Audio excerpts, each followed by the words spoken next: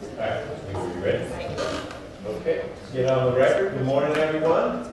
Good morning. Happy Tuesday. A couple things, well, one thing that I want to make sure isn't where the state's heading. There was an article that I think misconstrued the nature of Mr. Crane's testimony, but if I misunderstood his testimony, I want to hear it from the state because it's not consistent with my understanding of how events unfolded that led to Mr. McIver turning himself in. And this doesn't have anything to do with the jury, but I did not understand the state to be suggesting, arguing, or intimating in any way that Judge Schwall somehow tipped Mr. McIver off through the phone call that Mr. Crane described happening at Roasters to say, hey, this just in. My understanding, independent of Mr. Crane's testimony, was that there were efforts underway to connect with Mr. McIver and or his attorneys to create a smooth, non-spectacle-like process of connecting Mr. McIver with APD once those warrants had been sworn out. Did I misunderstand what Mr. Crane said, or what the state's angle is on this? Because if you think it was what we're reading in the media, you ought to talk with the unpacker so that you aren't sharing something with the jury that's inaccurate. I understand. I haven't seen the media report, and good morning, by the way. Good morning. I haven't seen the media report, so I'm kind of... Which is fine with me. That's okay. I don't know, but it got thrust in my face by someone. Okay. And I said, gosh, that's not consistent with what I understood the testimony to be. Right. More importantly, testimony or otherwise, because I don't think Crane Right. said specifically there was something good, bad, or odd about the phone call. Hey, Judge Schwall knows Mr. McIver and vice versa. My understanding of the history of how things play out is nothing the jury needs to worry about, unless it's going to be something you're going to be arguing, is that APD was in the midst of trying to contact Mr. McIver so that there wasn't a big spectacle in relation to the arrest. I may be mistaken about that, but the info I have is that that phone call wasn't anything sinister. Yeah, I'm not arguing that. Okay. Good.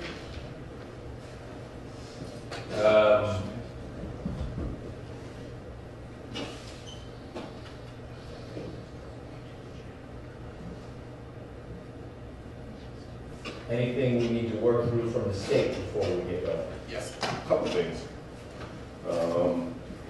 I expect that this morning the state will call the medical examiner, Dr. Henniger, and in my meeting with him last week, he identified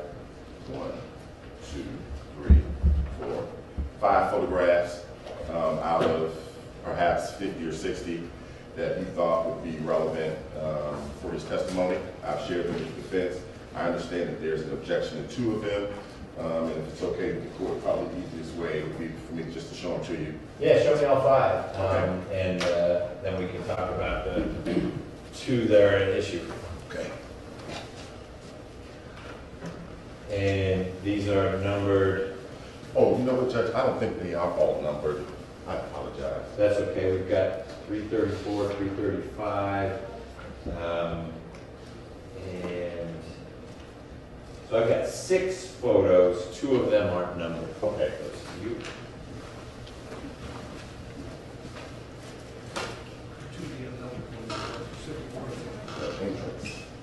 I'm going to face it.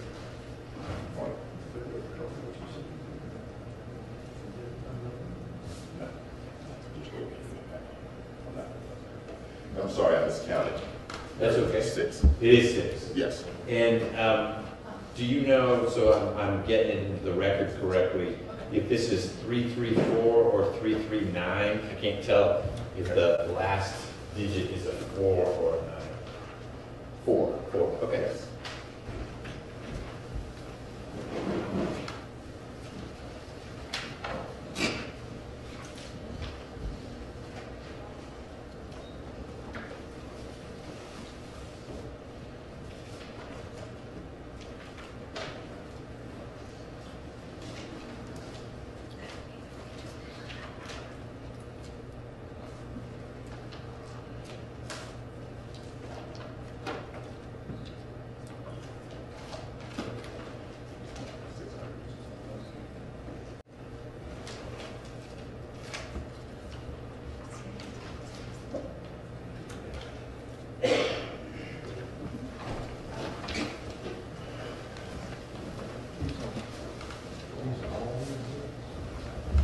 The crate also.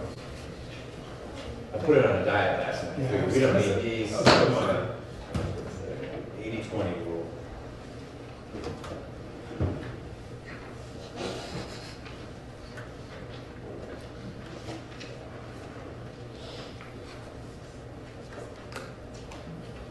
I would jump to the 600s. Just to be safe, because I don't have my. We're starting at 700. No, I knew we didn't have. Why would you do 4 digits? Great.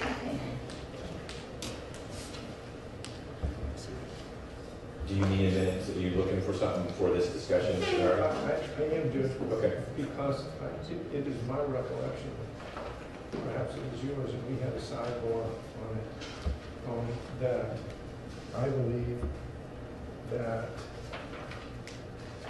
there is a similar photo to 328 that's already in evidence. Do you have, oh, and that's what you're looking for right now? Okay. I'm sorry. Oh, that's okay. I'm gonna try to.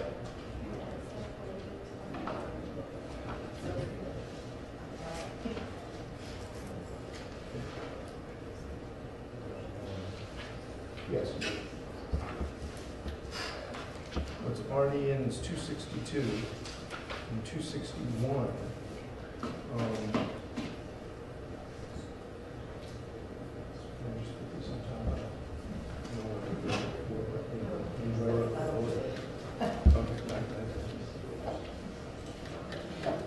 Yes, 261, 262 through crime scene detective party, or whoever party was.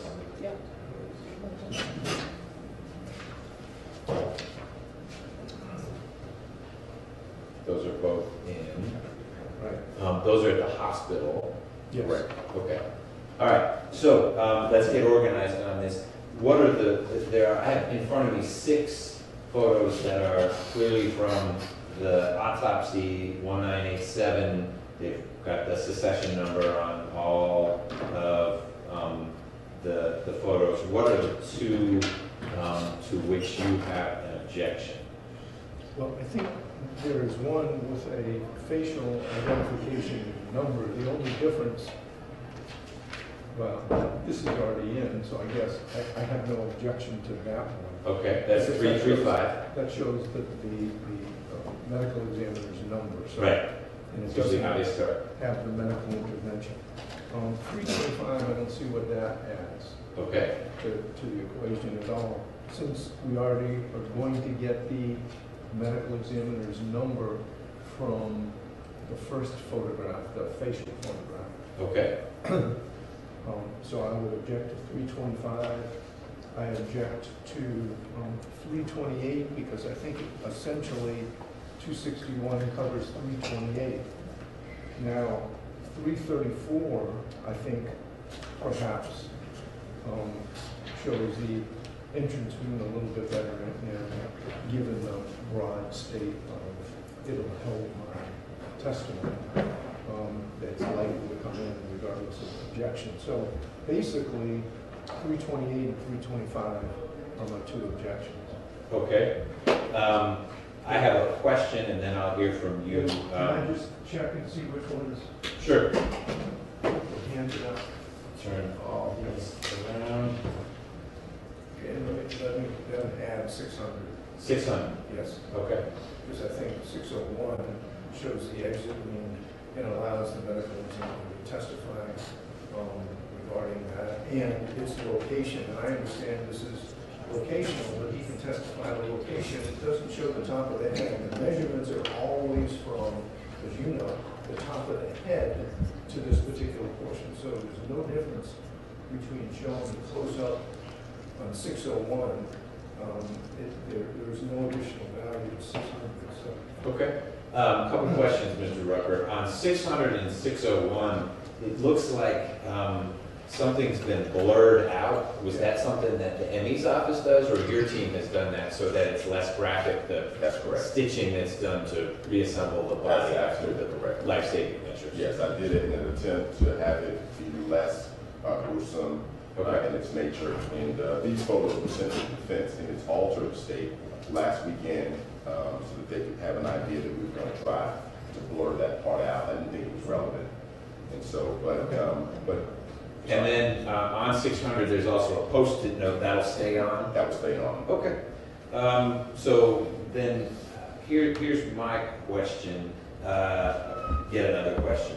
As between 328 and 334, what does 328 provide? I'll hand these to you. We actually got them right there in front of you. You just stay right there. Somehow we both got the set.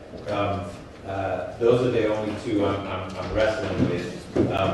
And I think 334 comes in. The question is, what does 328 add that you wouldn't get from what's already in? I think Mr. Harvey may be walking away with it now. But, No, 261. yeah, 261. I was going to make sure I didn't take it, so I was going to leave it here. Yeah. These are my copies. I want to make sure that the evidence stays with the evidence. Good choice.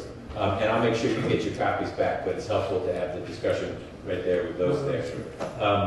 So 328 seems a little cumulative to 261, given the nature of the photos we're talking about. Yeah. And I feel like 334 is a photo taken far enough back that it still allows the jurors to orient themselves where on Ms. McIver's back was the entrance wound. Distinct from 601, I'm disagreeing with Mr. Harvey, and I'll get it on the record in a minute, but 601 is such a close-up of the exit wound that I don't think it provides a perspective. But 334, coupled with the one in your hand, I think gives 261, gives the jury, I think, a sufficient perspective, and would enable Dr. Henninger to say, hey, based on this and that. The one thing I want to avoid is Dr. Henninger saying, wait a minute, I really can't talk to you about 261. I've never seen it. I didn't take it. I can't vouch for, not that the wound would move or anything, but that.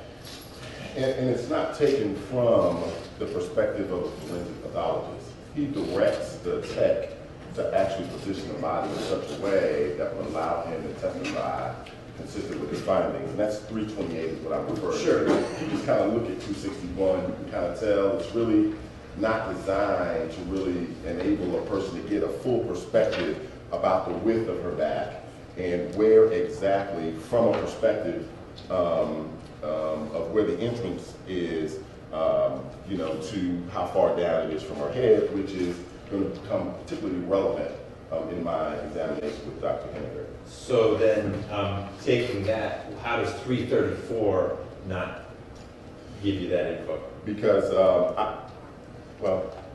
I guess he could say he measured from the top of the head, but you don't get a chance to see it in the photograph.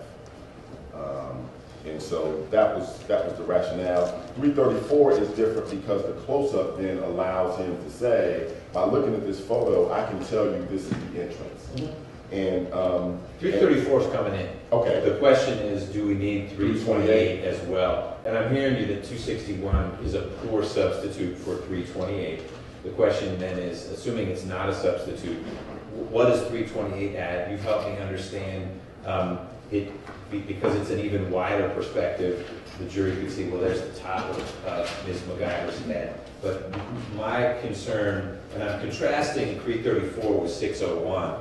334 is what you're going to use as your close-up. I'm putting that in quotes of the entrance wound. 601 is your close-up of the exit wound. 601 is really hard to tell where on the human body that is. Right? I think that the doctor could orient folks, because as a standalone photo, it's not real instructive as to where on the body.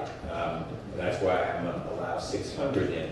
334, I think, gets you both things. You Okay. can describe the entrance wound, how it's different from an exit wound, et cetera. I also don't think an issue in this case is where was the entrance and where was the exit. It would be a late inning, late game surprise to have Mr. Harvey contest entrance and exit. None of this is contested, especially as you noted, given the extensive testimony from the surgeon and all the surgical intervention that was done and the explanation. So there is no issue here. Well, there may not be an issue, but I think I appreciate Mr. Rucker's observation that the location of entrance and exit, elevation, whatever one will call it, is pretty darn germane. And it ties in with all the work that Knox and your expert has done. So for that reason, I will, for now, exclude 328. But we'll see how the testimony goes, and it may be after cross-examination you want to renew a request to admit 328. But over objection, I'm going to allow in 600, which I believe provides a much more informative perspective as to where Ms. McIver's anterior front portion of her body, the exit wound is, and 325. I'll allow in if it's not particularly graphic, unless not particularly prejudicial. I think it allows Dr. Henninger to orient the jurors to how his office received Ms. McIver's body when it arrived. So 328 for now is not coming in. If you think that ought to be revisited either during your direct or after cross, let me know. Okay. Just for the record, we do it when it comes in. Sure. Now, so I don't. Right. Interrupt. Thank you. Is Dr. Henninger the first witness? No. Okay. Anything else from the state? Just one thing I wanted to kind of flag, and I wanted to maybe have on the record, if we could get some direction from the defense. I indicated to them yesterday evening, about 7:30 or so, that my expectation would be that we would call 3 additional witnesses, and I would expect my case to wrap by lunch Today. Okay. And so I said that to them so that, don't know how long the motion for directed verdict would take, but so that in case they could get a couple of witnesses perhaps for the afternoon, that would kind of make some sense. And so, We're also assuming the motion is denied. and so we also got some feedback back from the defense that contained some additional pretty important information. We got a series of slides that the defense intends to use with Mr. Jerry Culver. And so, you know, we had the testimony of Mr. Dean Driscoll quite a while ago. And so we got the slides last night. It was a surprise to me. And so I would ask respectfully that we don't deal with Mr. Culver today. Well, Okay. I would like to have a chance to look at them perhaps tonight. And I think what we got back also is that there perhaps would be more to come, More Culver slides. or more to come. I was unclear. which I just sent 5 minutes ago. Okay. One is for Stan Smith, who I do expect we would call today. It's 4 slides. Stan Smith is who, what will you be talking about? He is a lawyer for the estate of Diane McIver. Okay. So you have those. I also sent you ones for Dr. Rye, but I don't expect Dr. Rye to be called today. Dr. Rye is the sleep expert. Yes. Any reason why these slides are sliding across now? Because I didn't prepare them and have a chance to review them with the witness until yesterday. The slides would be akin to maybe what we saw from some of the state's witnesses, like a PowerPoint. It may not be a PowerPoint, but things that you and the witness have developed that would assist the witness in his or her presentation of whatever they're talking about. Correct. I don't think any of them should be particularly controversial. I think they all reflect they reflect numbers that have come out with previous testimony, maybe just in a different format, Sure. and highlighting different things about those numbers. Or they're consistent with something you would have disclosed for Mr. Culver, for example. If he said Mr. McIver is worth $10 million, you may now have put that in slide format, but it's not a new and different number Correct. that the state wouldn't have seen before. Correct. It just might be presented in a way that reflects some things we've heard or haven't heard. Okay, well, your request was not keep them out, it's could I have a chance to digest all that. Right. That's a fair request, and I'm hearing that Mr. Culver won't testify until tomorrow. And I haven't seen Mr. Smith's. Well, maybe one of the 4 folks who are ably assisting you can start processing that. And it wouldn't be till after lunch anyway. Okay. And I'll print a copy. Okay, but I appreciate that heads up.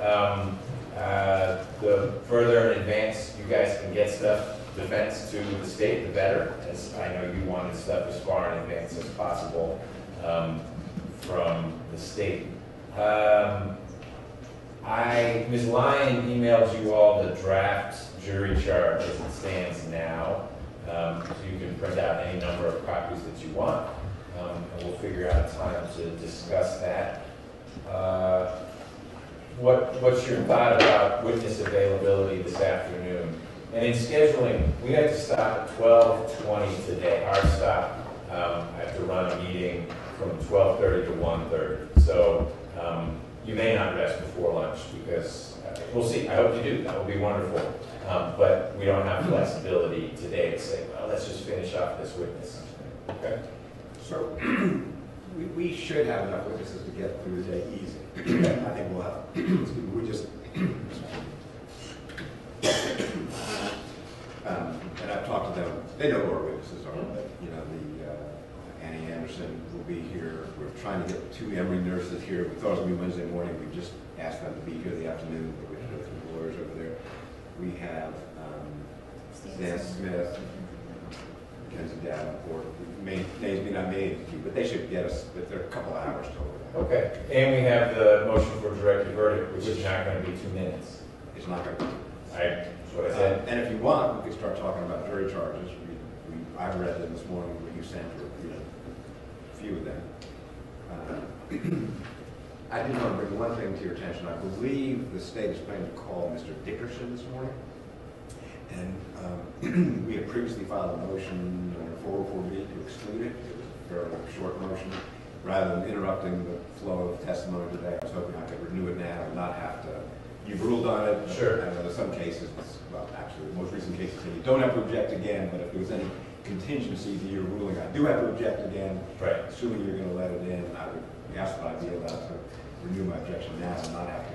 Okay, I appreciate that. It's renewed and noted and preserved, but I still intend to let Mr. Dickerson testify based on the preview I got from the state. It's something different than we all have. Understood the work group. Understood. Okay. I think that's the only things I had here. Well, so Mackenzie Davenport, I told the state that when I talked to him last week, he told me that he had seen some of the trial testimony. He is not someone who was on the witness list for either side. He works at Arcilla Mining with Ted Smith, who was on our witness list. So he hadn't received any instructions from either side not to be watching the testimony. So I told them what I understood he had seen, and so if we need to deal with that, we may have to do that today. And he's a possible today witness. Yes. Okay. Yeah. Great. Okay. Well, I appreciate all of you getting prepared for the transition from the state's case today. Now I have to bring something to your attention. I just got an email from the assistant DA from 3 minutes ago saying they have found phone records that I had subpoenaed when this trial began 17 years ago. And I cannot print them out, and I'd like to know why we're getting them now. And Maybe they're in response to the slides you just sent. hardly. And it may require me to add to our witness list whoever is the person on the phone. And Okay. Let's find out who sent the email. Mr. Sprinkle. Mr. Sprinkle sent the email, and the reason that Mr. Sprinkle just sent it to Mr. Samuels is because we just got them. Okay. Whose phone records? They are of the remaining phone records of Mr. Jeff Dickerson. Okay, So, so you haven't had a chance to process them either, Yes. but this just in? that's correct. Okay. Well, but I sent the subpoena weeks ago. I can't remember if it was before trial And or. that's why he forwarded them to you this morning. You subpoenaed everything, we gave you everything we had at the time, we subpoenaed those records and we just now got them.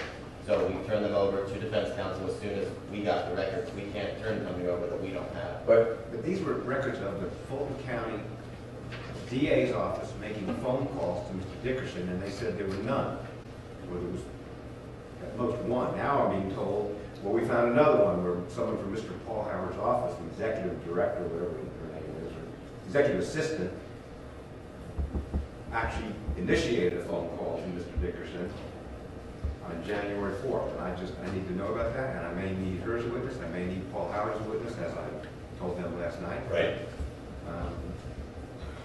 I just need to know more details and why that phone record wouldn't have existed a month. The Fulton County DA's own phone records. Why does that take a month? well, okay, but let's get clear as to what was provided. And I can explain. For Please. the Fulton County District Attorney's Office, we have a lot of phone numbers. So this was an additional, we ran all the numbers that Mr. Howard's assistants or anybody that works for Mr. Howard's internal group inside of his office. And we turned everything over as we got it. This is something we just got. And Mr. Sprinkle analyzed it this morning as soon as he got it and found there was one phone call. Along with that phone call is an email that's already been turned over to defense counsel about arranging a lunch, which is in his day planner. You guys have that turned over. Yes, Mr. Sprinkle turned that over. I can get it for you. That'd be nice. But Again, again, right, Maybe. which has been the theme of this trial. But okay, that's the explanation of why it's just not getting turned over. It's not like the state was holding on to it so we could say, gotcha, you know, we have one phone call from January of 2018. what's the, you keep saying you've sent a subpoena to whom? To a phone company, to the No, DA's to office? the DA's Okay. office. All right, For all phone records of all contacts between Mr. Dickerson and anybody in the DA's office, including Paul Howard. okay, so it was an expansive but appropriately targeted subpoena. I just wasn't sure if you're saying the subpoena was to the phone company or to the DA's. I think it was returnable to our 404B hearing pre-trial. That's what it was. Okay, Yes. all right, And it's coming back to me now that Clint Rucker said, just serve me, that's fine. So I Okay. didn't have to, find Paul Howard. So I served Clint by email. And then when we had our last pre-trial conference, they returned the subpoena and whatever it is it was. It was not an email, but, so now I'm getting an email from Mr. Sprinkle that, in about 10 minutes when the witness takes the stand, I can't even open it. Well, I don't know what it is. I don't know what, it's 10 attachments to it. so why don't we have someone other than Mr. Dickerson be the next witness? So that Mr. Samuel at least has a chance to look at these things and handle it that way. I'm not saying you can't use it. I'm taking it at your word that if you just got it and you handed it over, then I don't believe the state, we're not going to be using it. It was something that he turned over, and literally the explanation is in the well, whether you're going to use it or not isn't necessarily the touchstone. It would be Mr. Samuel having an ability to look at it, because he might want to use it. Mr. Dickerson, you just said you never talked to anyone in January of 2018. How do you explain this? And who's calling who is important. Mr. Howard's reaching out to him, as opposed to what our understanding was, it was the other way around. So, my only request is that whatever was sent to Mr. Samuel be accessible to him, and what I'm hearing him say is he's clicking on it and it won't open. I don't know that means he's technologically challenged or it's not openable. But we've been able to cross these bridges before when folks get together. So you have how many witnesses? You said you had 3 witnesses left, Mr. Rucker? Yes, sir. There are 2 here right now. Okay, I believe we have Special Agent Chad Fitzgerald here, okay, who will talk about phone records, relevant phone records, and Jack Dickerson, okay. And then ultimately Dr. and Hammond. ultimately Dr. Henry. Okay. Can Agent Fitzgerald testify first, or Yes. what's up? Okay. So can I ask someone from the state's team to get with Mr. Samuel so you can make accessible to him whatever was emailed? And it may be as simple as clicking on it, but he's saying he can't see the stuff. I'm delighted. Great. I know Agent Fitzgerald. I've worked with Agent Fitzgerald before. My sense is to his testimony here that isn't consequential, but if you think he's someone that's going to be subject to furious impeachment, etc., I just need to disclose the fact that I worked with him for many years when I was at the U.S. Attorney's Office. Okay, no, I don't think so. Okay. No issue from the defense. All right. Then why don't we, I bet the jury's ready. I'm sure they are. Okay, we'll bring the jurors in and start with Agent Fitzgerald. Okay.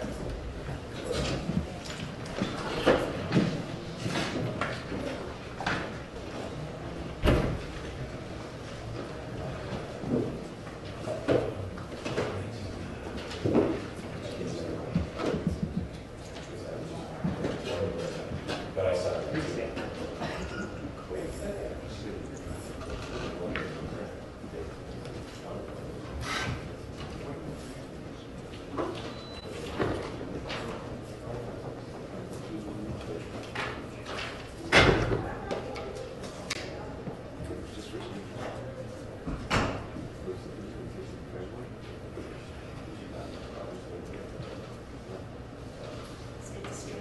Yes.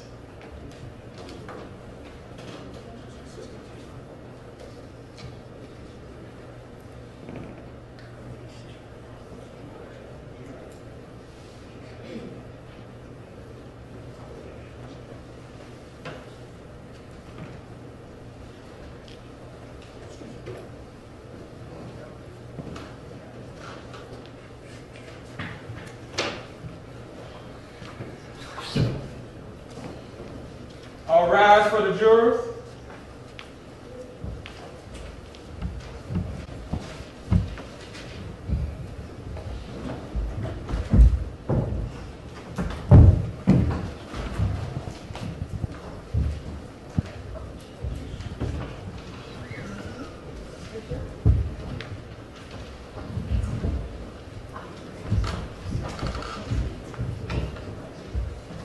All jurors are present and accounted for, Judge.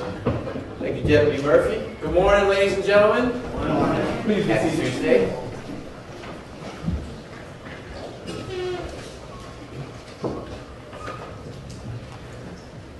Thanks for being on time. We were talking about a few matters that relate to the last few witnesses that the state will be presenting in its case in chief. We have addressed those, and I'm going to ask Mr. Rucker or someone on his team to call the state's next witness. Yes, sir. Good morning, Your Honor. Good morning, everyone. State will call Special Agent Chad Fitzgerald.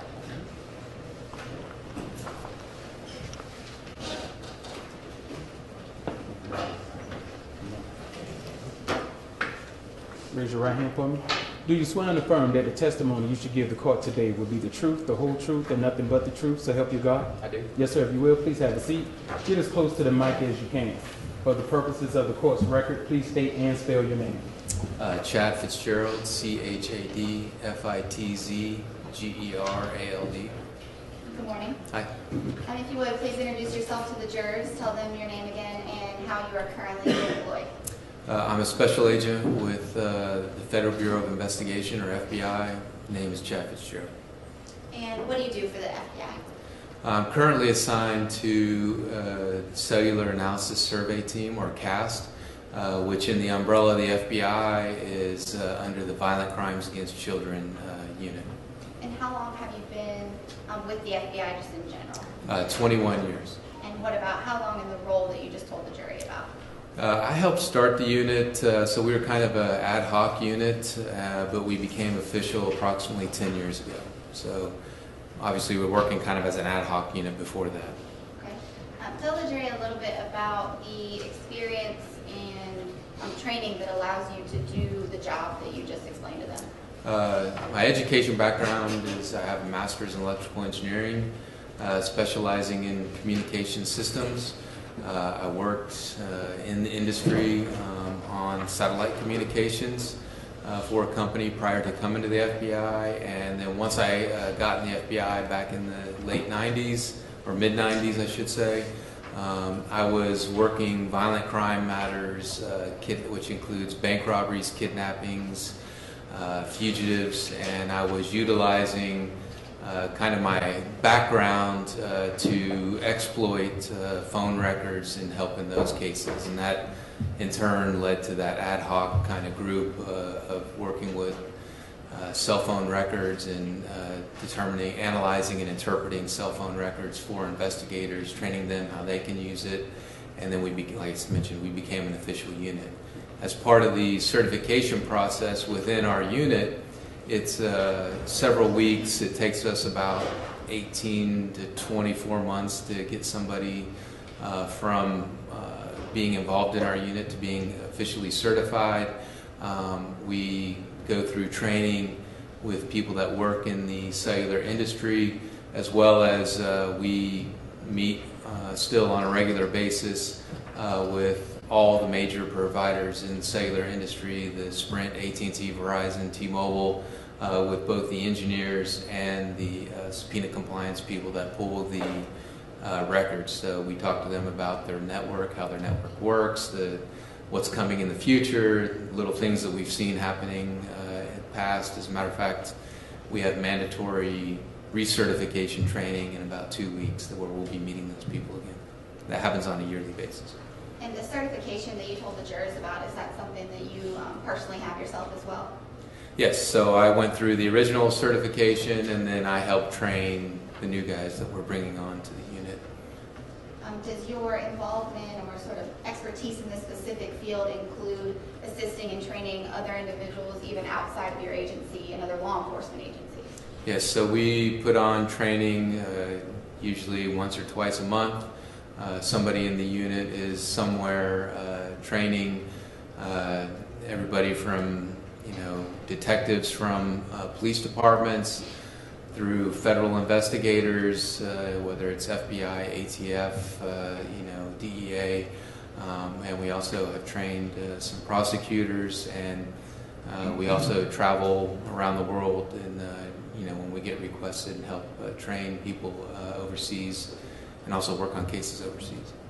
And about approximately ballpark, how many cases have you been involved with where you use the analysis of cell phone records to assist in some way in an investigation? I mean, I look at phone records all day, every day, so it's, I know our unit, we have about 62 people nationwide, and just in 2017 alone, I was looking at our numbers, and I think we looked at, if I remember off the top of my head, it's like 7,000, 5,000 to 7,000 sets of records between those 60 people. So we look at lots of data sets of phone records. And as a result of your experience and training and reviewing all these records, have you had the opportunity to testify in court before as an expert in cell phone analysis? Oh, absolutely. Matter of fact, I was testifying in Texas yesterday, in Austin. Your Honor, at this time the state's going to tender Agent Fitzgerald as an expert in historical cell phone analysis and cell site analysis. I'll ask Mr. Harvey what he thinks about that in just a minute. Historical cell phone analysis? Yes. That's the official cell site analysis, I understand. Yes, and I don't have any problem with, if it's easier for the court and defense counsel, we call it cell site analysis. It's not difficult, it just was peculiar. It makes it sound like old flip phones that he's Because analyzing. it's the review of records that exist. But Okay. Mr. Harvey, do you have any objection to having Agent Fitzgerald so qualified? Okay. Agent Fitzgerald, you are qualified for the purposes of this trial as an expert in the related fields of historical cell phone record analysis as well as cell site analysis. Agent Fitzgerald, as a result of the cell phone records that you reviewed in this case, did you generate a report or a presentation for the jurors? I did. All right.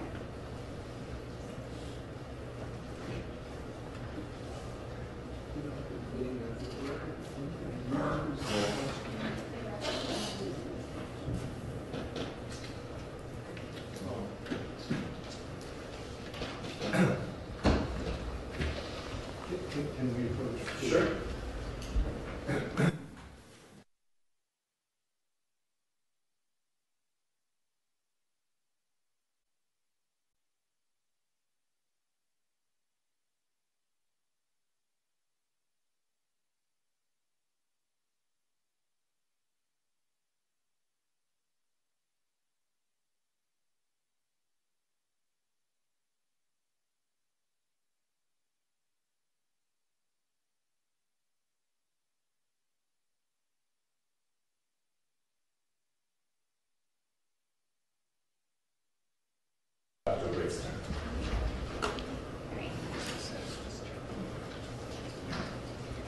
Fitzgerald, I'm going to show you what's in Mark the 6th, Exhibit 269, the record. Take a look at that for me.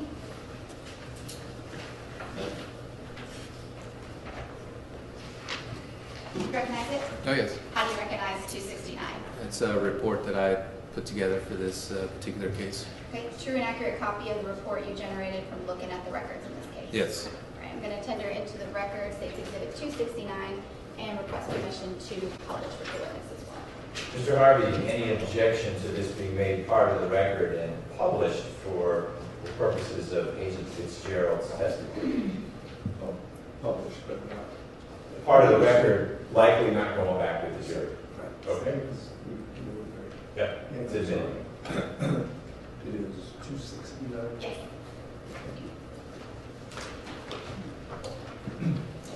And I'm going to do the same thing I've been doing. I plan on using it on the monitor board for the jurors, but I'm also going to project it on the screens for the court. Great.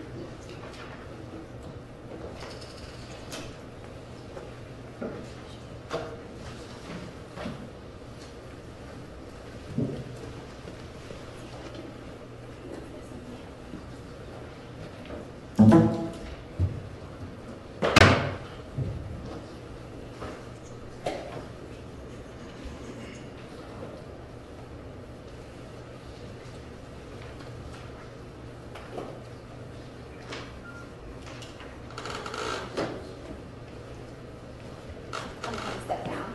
Okay. And should advance slides.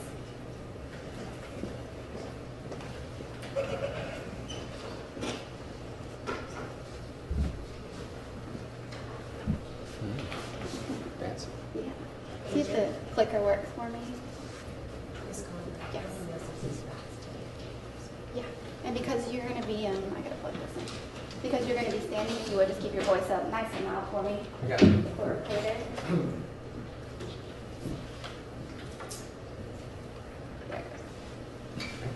Right, so let's sort of begin by telling the jurors really kind of the outline of how it is that you do the analysis that we're about to tell them about. So for every cell phone provider, just as a matter of daily business for them to operate, they have to keep a record of every subscriber that's in their network. So you can pick your provider for your cell phone. They have to maintain a record to allow them to deliver a call to you, for you to make a call, to keep your call connected. So it keeps quality control so that you can actually, so your phone can operate.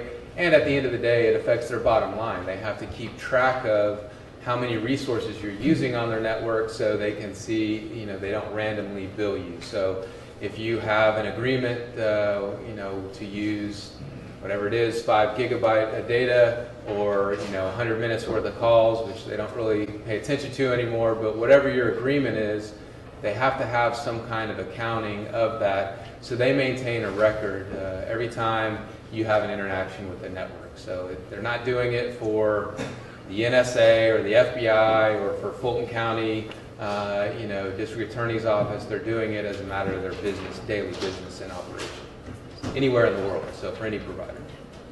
Okay, and I went ahead and advanced to the next couple slides because there are some phone numbers on those. Okay. So let's go ahead and advance. There you go. Tell the jurors how it is that we are able to, using a cell tower, which we see on that slide, actually determine where a particular handset is. How does that work? Okay, I'm going to use this pointer too. Yeah.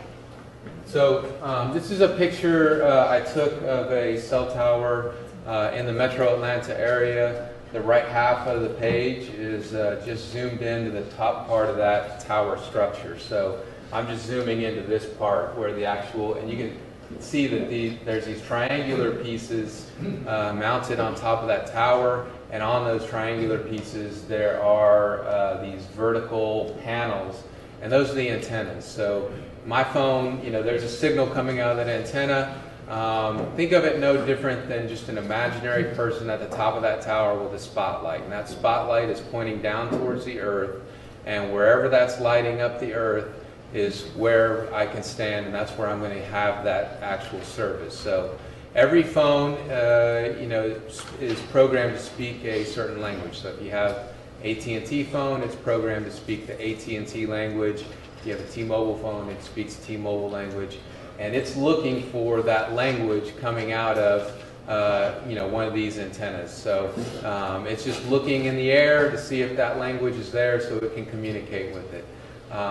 When I am communicating with it, if I dial a number and hit the green button, I'm going to, just think of a student in a classroom where the teacher is, would be the equivalent of the tower, and all the students would be the equivalent of the phones. I dial, I hit the green button.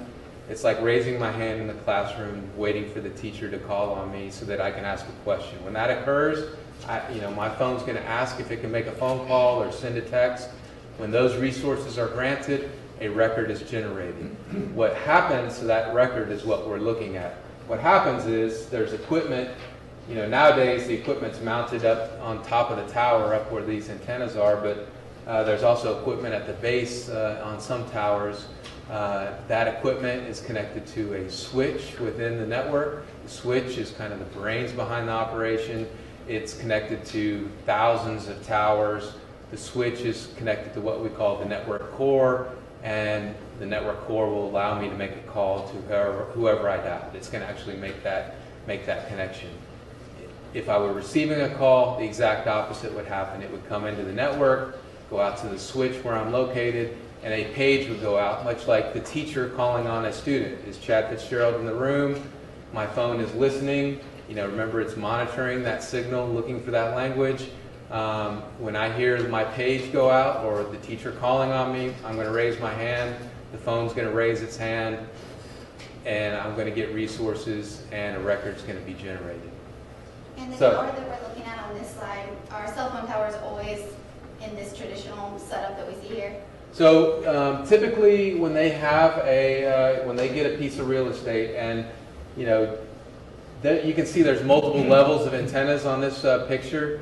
That could be one company, it could be multiple companies. They lease space off of these towers. Sometimes they purchase the property and build their own tower and don't lease to their competitors. It just depends. It's a mismatch across the United States of what occurs. Typically, they want to maximize that location, so they will divide up those antennas. Like I mentioned earlier, the spotlight's going to be pointing in certain directions. That's just to maximize that space so that they can support as many subscribers as possible. So think of it as if I had a pie and I wanted to share it with two of you, we'd cut it into 3 equal pieces. They're doing the same thing. They're pointing those spotlights into different directions. But I think to answer your question, they don't always look like this. Not all towers look like this. Some are different, and we have to utilize resources or listings, tower lists within the network to get more details about where their towers are located and the setup of that tower. Okay. Tell the jurors what we're looking at on this next slide. So this is just a montage of different towers I put together. So basically what I want to relate to you is just because you see a tower, like if you're standing out on the street wondering why you can't get a signal and you see a tower right there, if that tower does not speak your phone's language, it's not your AT&T or your Sprint phone, that tower doesn't exist in your phone's world. And just because you don't see one doesn't mean there isn't one behind you, one street over, or like painted as the side of a building. So they can be disguised different ways. They're all over the place. So like I mentioned, we have to use other listings within the tower, within each cell phone provider to figure out where all the towers are located. What about this next slide? So every provider maintains a tower listing or a base station almanac where they have all of their resources. In other words, their towers listed for the entire United States. So we can go to those listings and we can plot out where their assets are. So on this is a part of North Georgia, up by Lake Altoona, and you can see a bunch of red dots on the map. Those are signifying the towers in that particular area from that list. And I've also highlighted 3 of them with you can see each one has a unique number in the yellow box.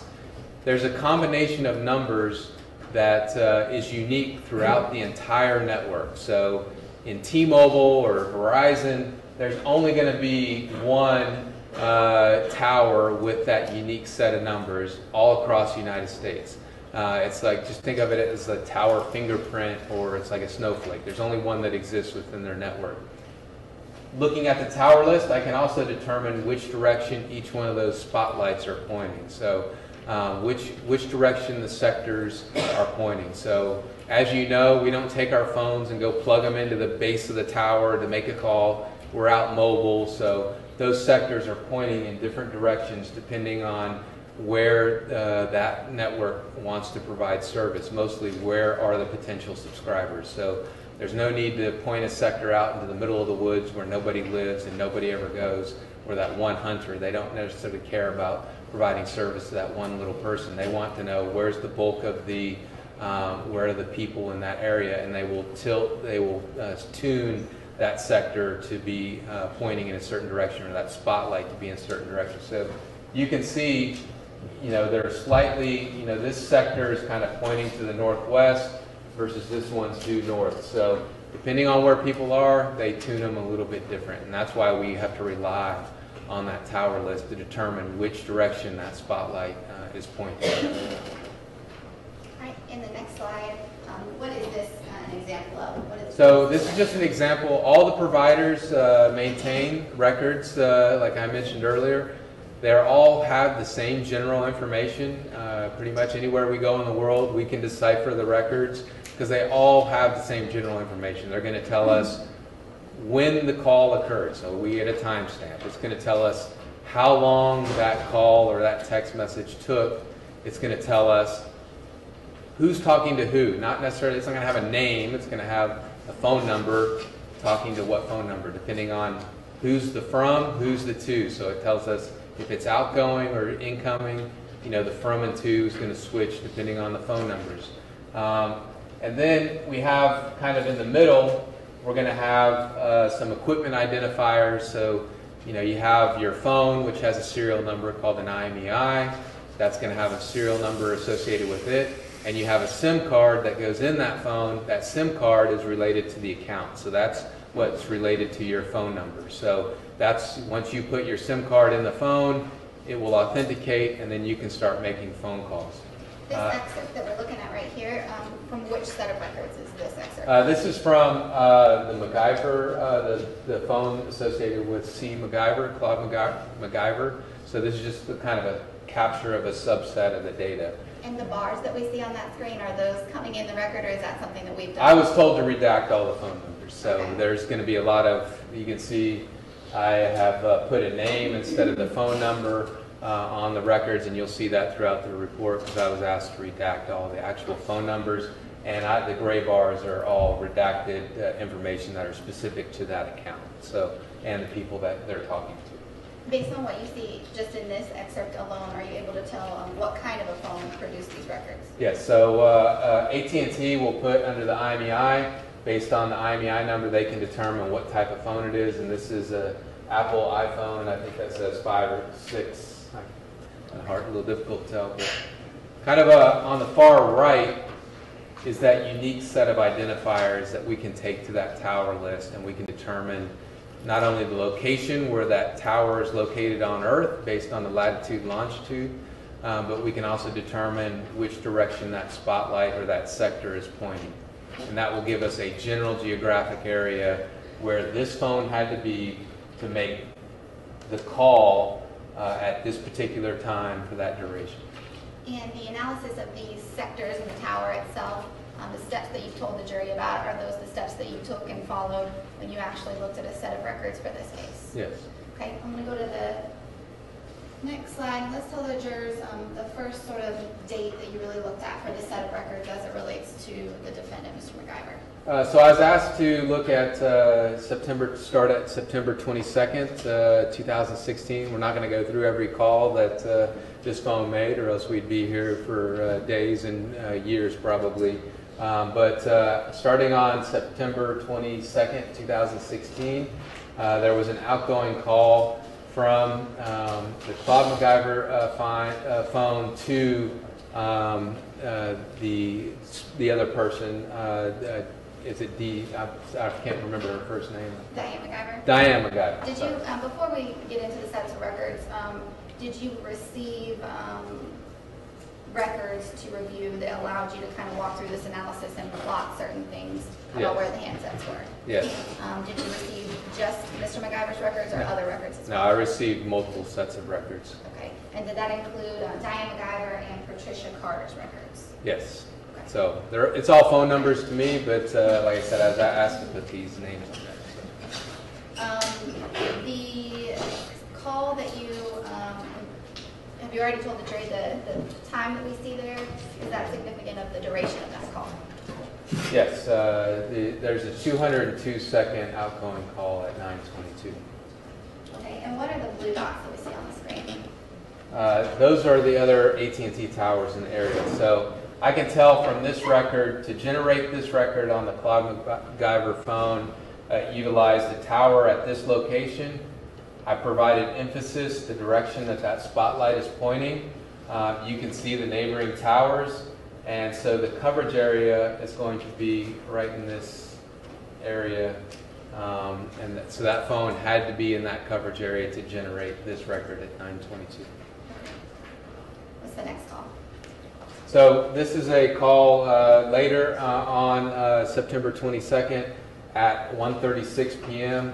It's an incoming call from a number that's associated with A. Wilcox to Claude McIver. It's a 382-second phone call, and it utilized this tower and this sector that's pointing north. So that tells me the phone had to be in this general geographic area. It's not Mission Impossible where we can say it was in this room and moved to this room, or it was on this street. We just know it's in this general geographic area, and based on the neighboring towers, we can kind of see the limit of that tower coverage, how it would be tuned.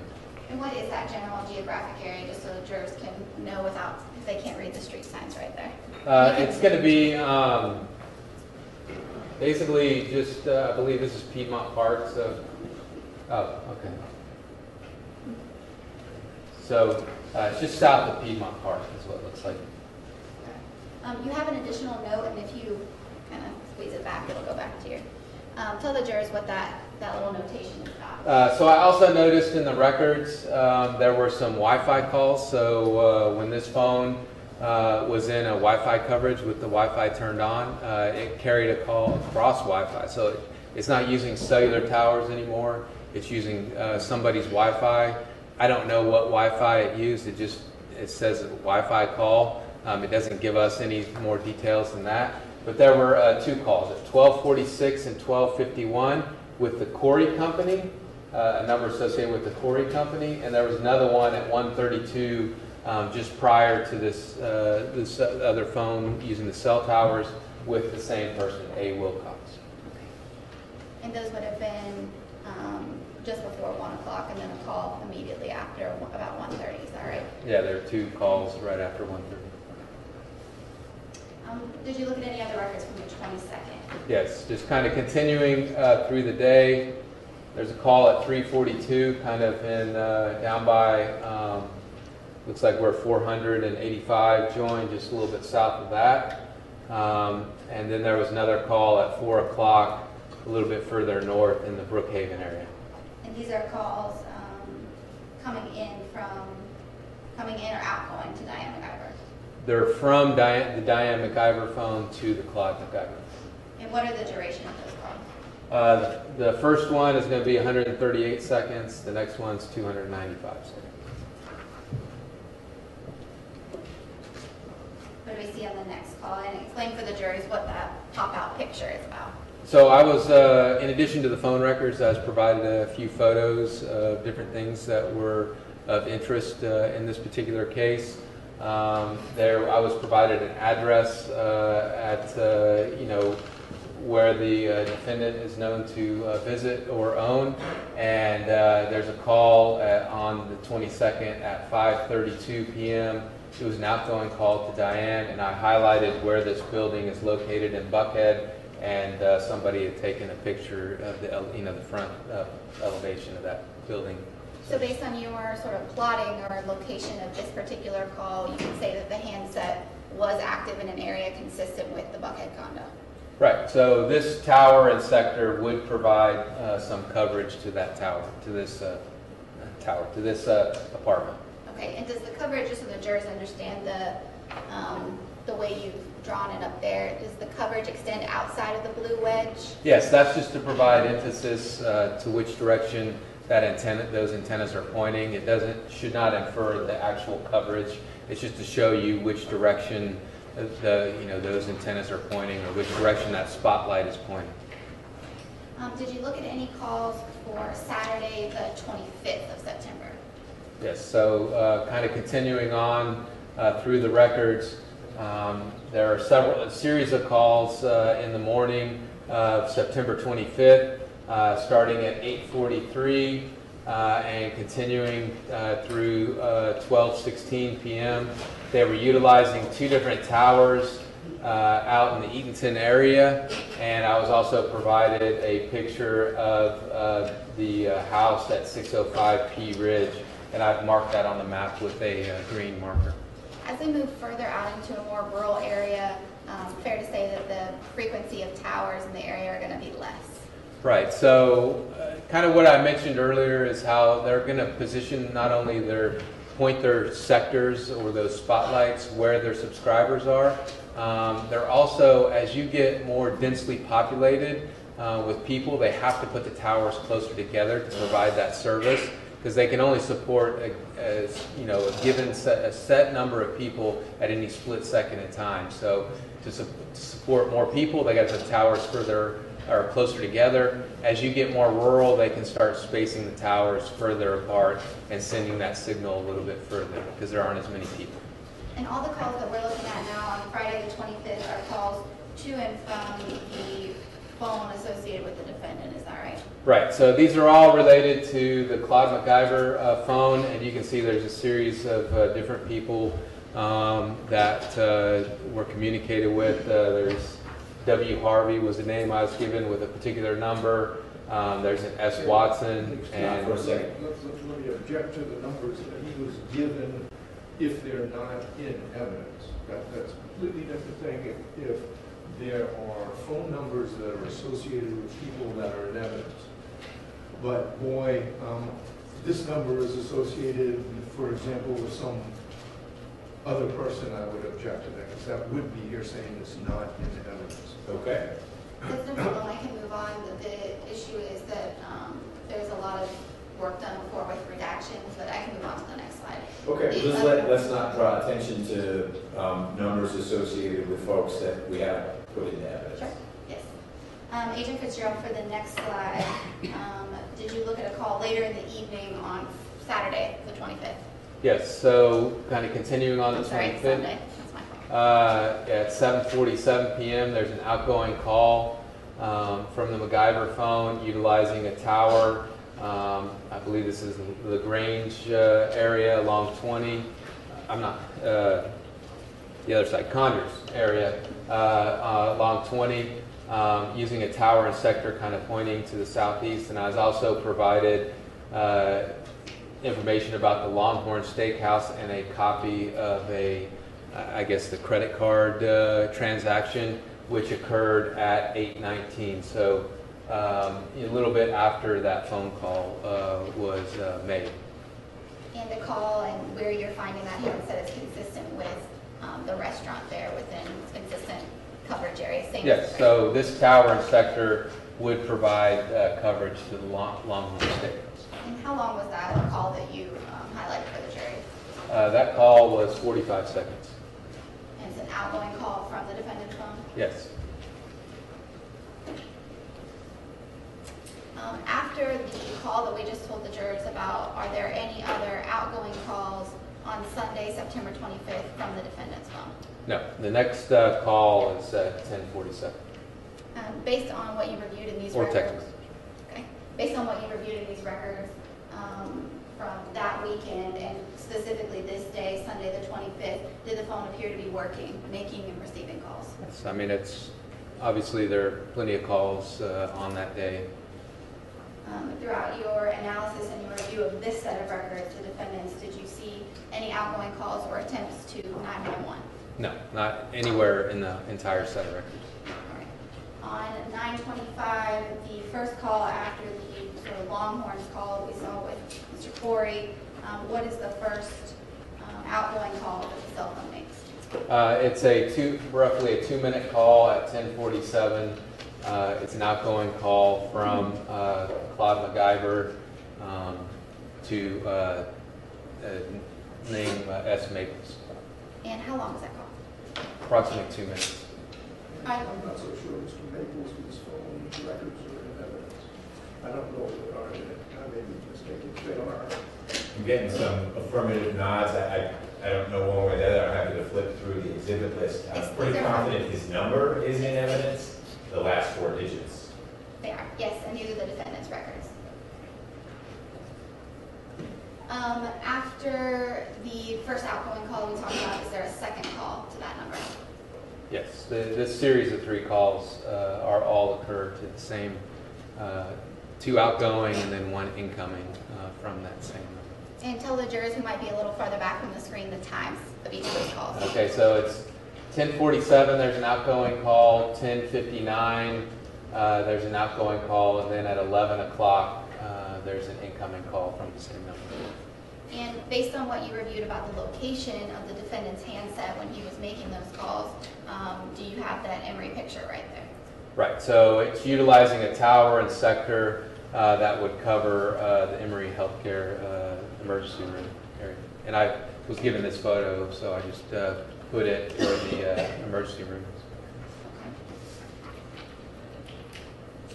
For the next few slides, I'm going to move quickly for the jurors, but for this first slide, did you also review and just kind of look generally at the activity for Diane McIver's set of records as well?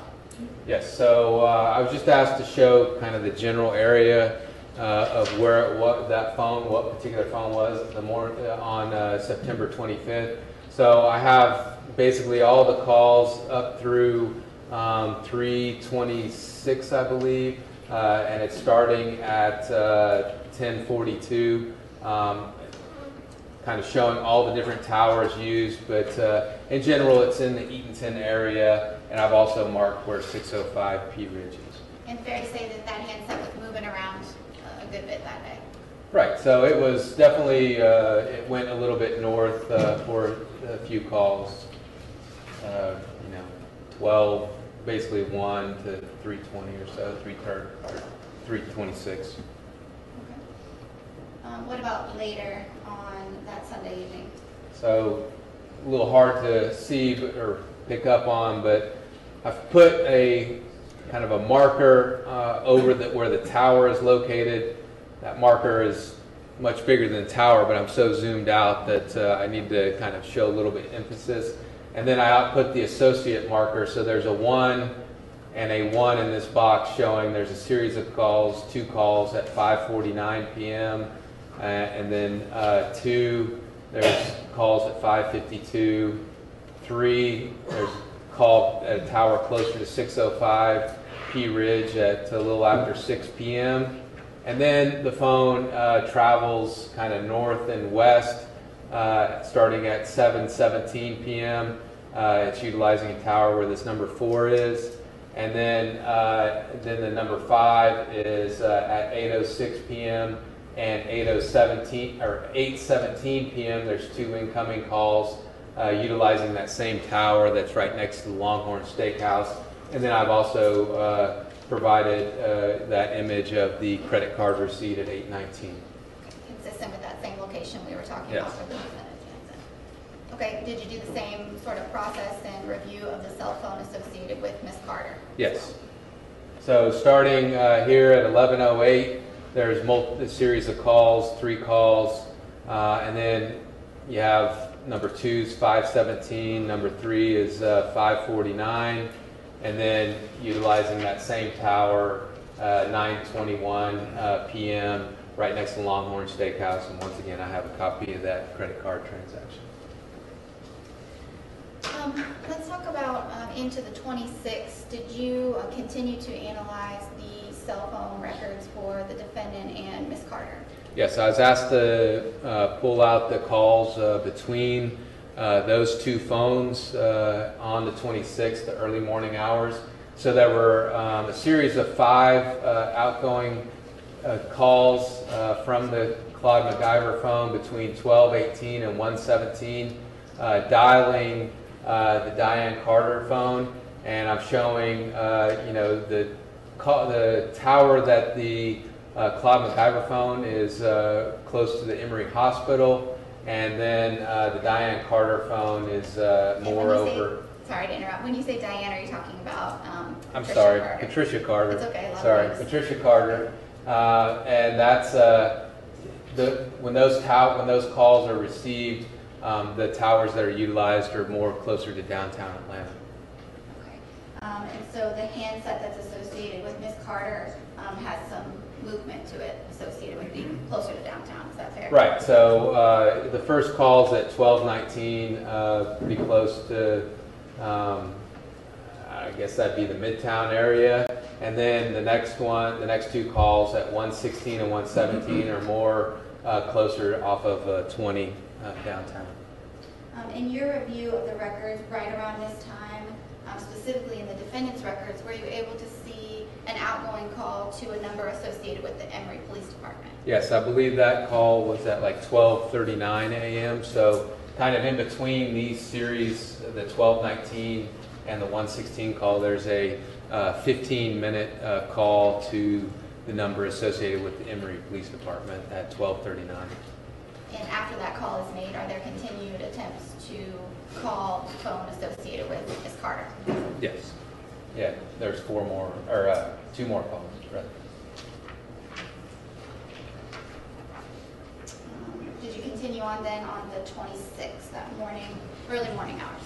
Yes, so just continuing to look at the Claude McIver phone, there's 2 more calls, 4:34, 4:35, still in the Emory Hospital area, and then continuing on at 6:48 a.m., 1:51 p.m., and 4:37. They're more in the Buckhead area, and then there's an outgoing call at 4:07. That's also kind of in the North Buckhead, Brookhaven area. At some point in that afternoon on the 26th, did you notice a call to a phone number associated with Detective Smith of the Atlanta Police Department? Yes, that's the last one on here at 4:37.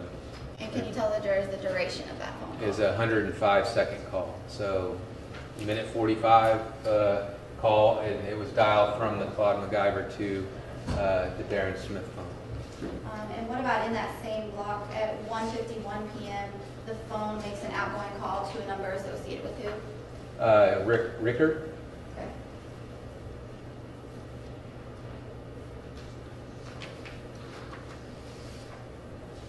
Let's talk about the 27th. Were you asked to look at any sort of time or calls on the 27th as well?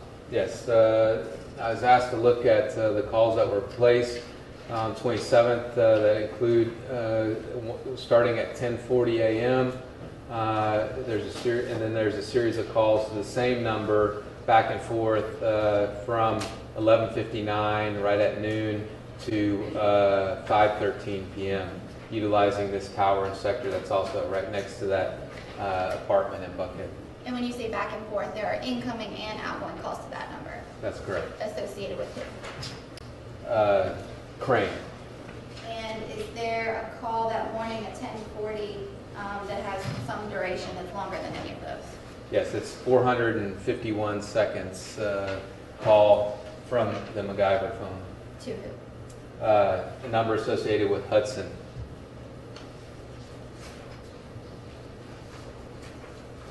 All right, what about on October 6th, were you asked to analyze any communication between the defendant's phone and a number associated with Tom Carter?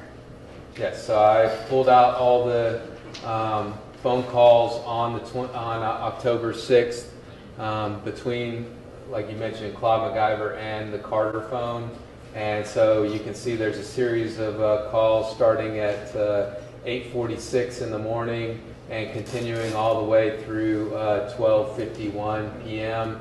And the phone is kind of north and south on 400.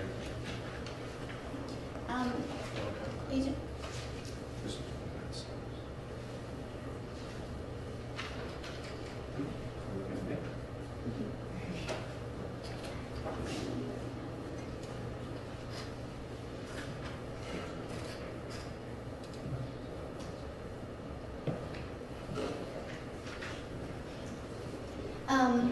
Agent Fitzgerald, are there differences in the way two iPhones communicate with each other as opposed to two different type of phones? They can, texting-wise, there can be iMessage set up between two iPhones, any two devices with iOS. And how does an iMessage, if it does at all, show up differently on a set of phone records than a regular text message or SMS? So it's not a traditional text message. It's although it looks like that on your phone, it's actually a data connection that's being made. So it's typically not captured by the provider as a traditional text message. Obviously not as a phone call. It'd be a data connection. And in your review of all of these records that we just went over with the jury, did you review any content of text messages or what's actually exchanged when the text is being sent? AT&T doesn't even maintain content of everything. So we don't have content of a phone call. We don't have content of text message. And when you order a set of records, how is it that, do you get content typically, or is it just the records of the calls? Just the records. Most providers don't maintain content. If you have a physical phone, are you able to get the content of messages? Right, so there's a forensic process that can go on where there is equipment that you can connect to the phone and you can download what's on the phone if the text message is still present on the phone. Sometimes you can also get recently deleted text messages too. And is that the only way to get the actual content that's on the phone? With AT&T, yes. Okay. And the cell phone records that you looked at for the defendant in this case were AT&T records? That's correct. After you completed this analysis and made the redactions and changes to this presentation, did that complete your involvement in this particular case? It's my only involvement. I don't have any other questions, Your Honor. Any redirect? Mr. Harvey, questions? Would you take a seat, please? Any questions for Agent Fitzgerald? No. Okay. Any questions from the jurors for Agent Fitzgerald? Oh, all right. Thank you, sir. Thank you. Appreciate it. Mr. Samuel, were you and Mr. Abate able to sort?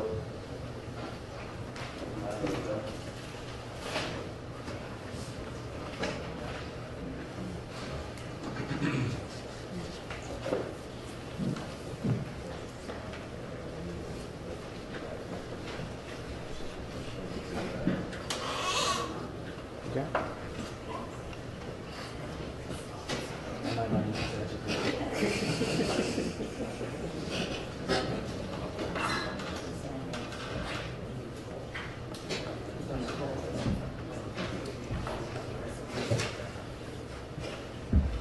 Do we need to take a break or we're good to go forward?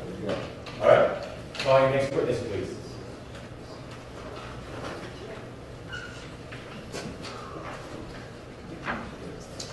Your Honor, the state calls Mr. Jeff Dixon.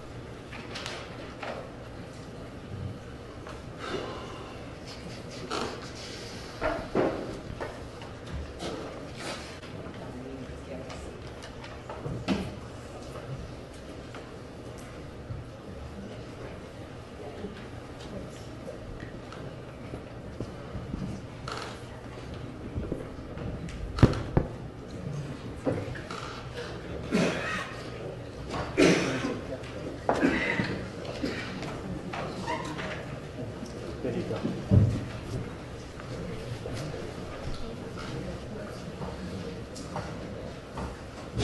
Good morning.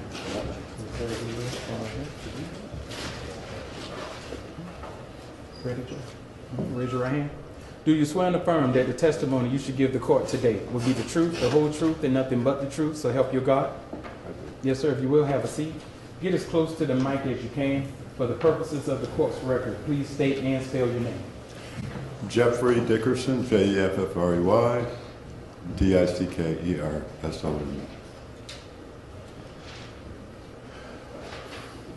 And, good morning, Mr. Dickerson. Good morning, Mr. Rucker. And good morning, Judge. Good morning. And said that to you. Good morning, counsel. And good morning, ladies and gentlemen.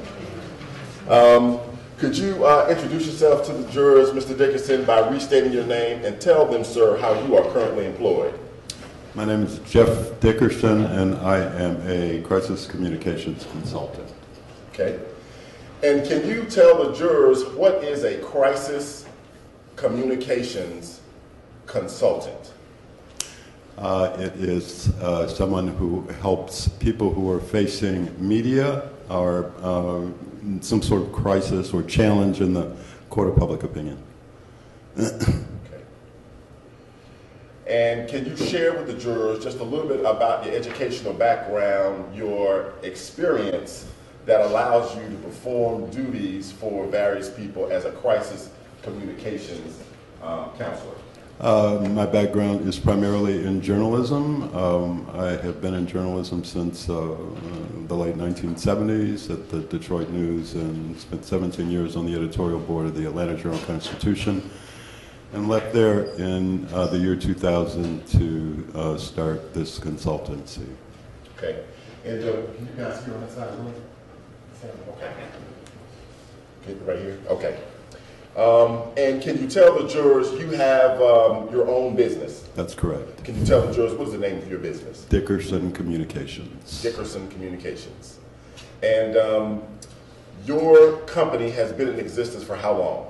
18 years almost in June. Okay. Now, can you tell the jurors how long have you lived here in the Atlanta area? Since 1983. Okay. And during that time, can you share with them, have you had the occasion to participate perhaps in a moderately famous television show that deals with aspects of politics in our community? Yes, I've been a panelist on a public affairs show since 1987, well, up until December 2017. So I did a show first called Sunday News Conference and then Georgia Game for about 30 years. Okay. About 30 years. Yes, sir. Now, I want to talk to you a little bit about the elected Fulton County District Attorney, Mr. Paul L. Howard, Jr. And I want you to explain to the jurors, do you know Mr. Howard? I do. And can you describe for the jurors, when did you meet Mr. Howard and how would you describe your relationship with him? I was a young journalist here in town in the mid-1980s. Mr. Howard was a lawyer who I think at the time was running for Solicitor General of Fulton County. Okay. And can you tell the jury, in your interactions with Mr. Howard from that day to this day, have you ever worked for Mr. Howard on any campaigns or anything? No. Okay. Can you tell the jurors, did your relationship ever evolve to the point where you would consider him a best friend or in that circle of your best friends? A friend, yes. Certainly not a best friend, but a friend. Yes, Okay. and someone that I've known for a long time and Okay. admired. Okay. And you said it and admired. Yes. And can you tell the jurors, would you have the occasion from time to time to go to lunch with Mr. Howard? Oh, yes, absolutely. We did that early on in our relationship, friendship, in the 80s and through the 90s, and would continue to this day. Okay. And your relationship with Mr. Howard, you have his phone number? I do. and you know that he has your phone number. Yes, And it would not be unusual for time to time you all would speak about various things. that's correct. Okay. Now I want to shift, and I'd like to talk to you about, more specifically, the defendant in this case, Mr. Claude Lee McIver III, and would ask you to explain to the jurors, at some point in time, did you come to become acquainted with Mr. McIver? I did. And when did that occur? I was contacted by Ms. Tammy Johnson, I believe, on December 27, 2016, asking to meet with Mr. McIver. Okay.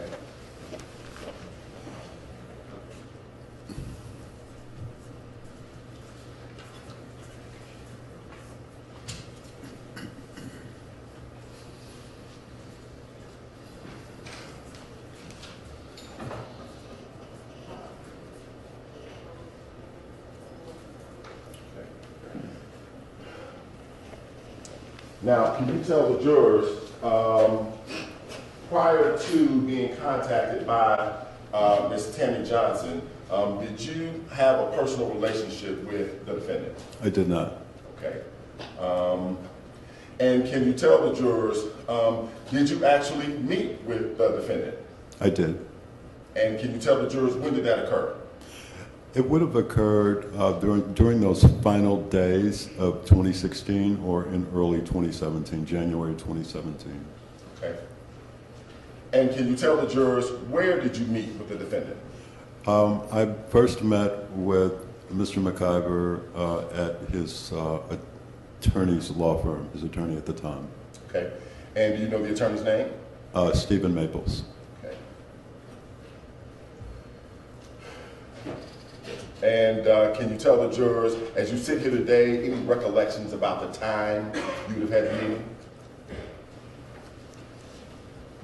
Late morning. Okay. And can you tell the jurors who was present for the meeting? Mr. Maples, Mr. McIver. Okay. And can you discuss with the jurors what was the topic of conversation at this meeting? And this was the first meeting, correct? It was. Okay. What was the topic of conversation? Well, they were seeking a consultant to help them manage and interact with journalists and other media representatives who were covering this case. Okay.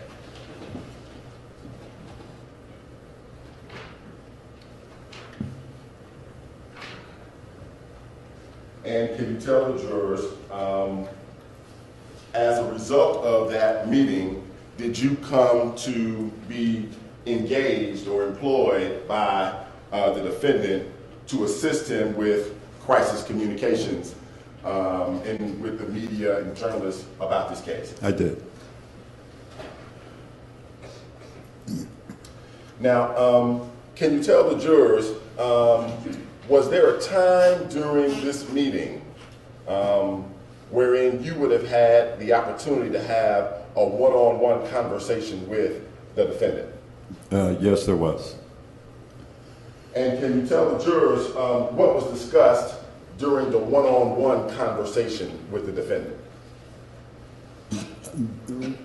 There had been some discussion of how to get the charges dropped or reduced, and having heard his story, I suggested that we may be able to, that I might be able to help with that because I knew Mr. Howard and would be able to reach out to him. The charges at the time, I believe, were involuntary manslaughter and reckless conduct or something of that sort, and which gave me the impression that the Office of the District Attorney felt that this accident was unintentional. And having heard his story and seeing his remorse, I offered to communicate that to Mr. Howard. Okay. And he agreed he agreed to that approach. and suggested that I share. Well, first of all, he said that he would offer a bonus if I was able to make that happen, and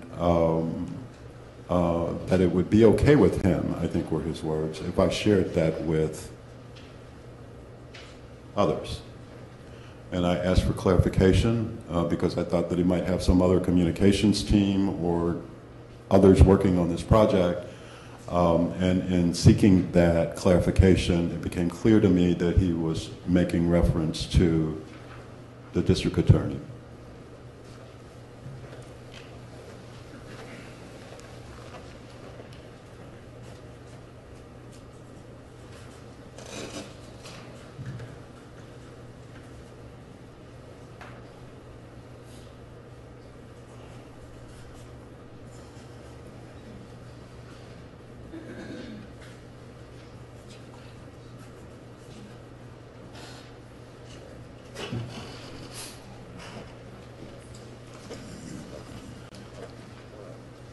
Now, can you tell the jurors, when you say that Mr. McIver was in favor of your suggestion, what suggestion was it that you made to him? The suggestion that I made was that we share with Mr. Howard the facts that, as Mr. McIver had related them to me. And so that was the suggestion that he and I believe his attorney also agreed upon. Okay. And can you tell the jurors what were the facts that Mr. McIver shared with you?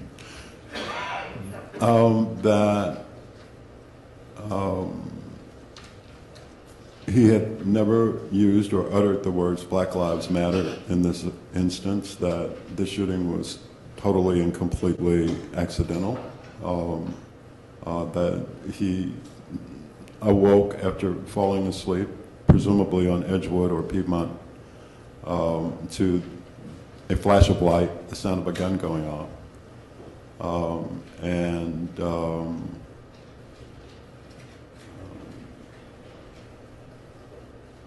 Okay. Now, when he relayed those details to you, did you ask him any questions about any of those details that he had shared with you? I asked him a good number of questions, I believe. I particularly felt that a lot of this case revolved around some of the early news reports.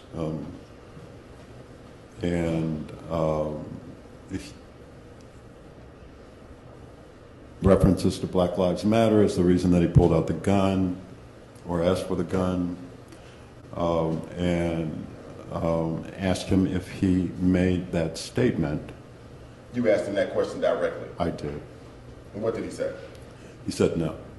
He said no? Yes.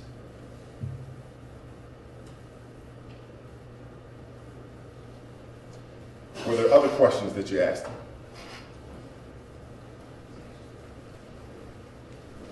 I think that there may have been other questions, either relating to events leading up to, or just seeking clarity of the events as they were as they were told to me on that in that initial meeting. Yes. Okay. And can you share with the jurors, in your business, this crisis communication consulting that you do, is it important that you have a good relationship with the client? In this case, which would be the defendant. It's important that the client share all of the pertinent information so that you can do your best to help them, yes. Is it helpful to have accurate information from the client? It's helpful for the client to be honest. To be honest.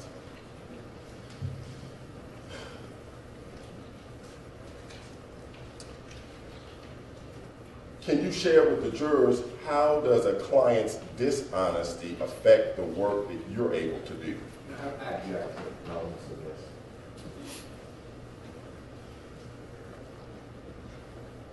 Well, I do believe we'll get to it at some point, but I can wait until we get there. Okay, maybe it will become more relevant. Yeah. Now,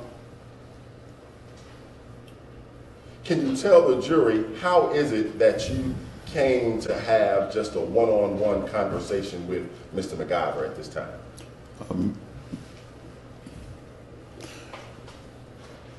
We were at what seemed to be a commonly used conference room in a building, in an office building. And Mr. Maples left the room to return to his office for a brief period and came back. And so that's why the two of us were alone for a period of time. Okay. And so can you tell the jurors, when you said to them earlier that when Mr. McIver made the suggestion about receiving a bonus, are bonuses in your business something that is unusual? No. Explain that to the jurors. What you mean? A success fee or a bonus is either offered or often negotiated when you achieve a client's objectives. Okay. And in this case, the objectives that were discussed with the defendant were what? In this specific case, early on, the objective was to get the charges reduced or eliminated. And at that time, you understood that the charges rested or vested in which law enforcement agency? My presumption was that the charges had been filed by the district attorney's office, but I wasn't. Okay. And can you tell the jurors, did you share with the defendant the fact that you had a relationship with Mr. Howard? I did. Can you tell the jurors, what did you tell them? I've known Mr. Howard for a long time. I know him to be a reasonable man, and I think that if he knew the facts as they were related to me, that he would take them under consideration. Okay. And was it at that time that the defendant made the comment to you about the bonus and sharing it with others? Asked and answered.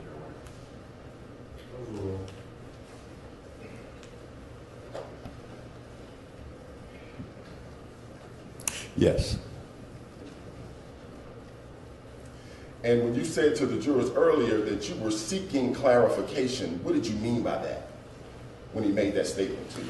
That the offer to share it with others was vague. I really didn't know who else he might have on his team who he would want me to share it with. And so I asked for clarification. When I asked for clarification, and when it became clear to me that he was talking about sharing money with the district attorney, I told him that under no uncertain terms that I would never make such an offer to the district attorney and he would never accept it.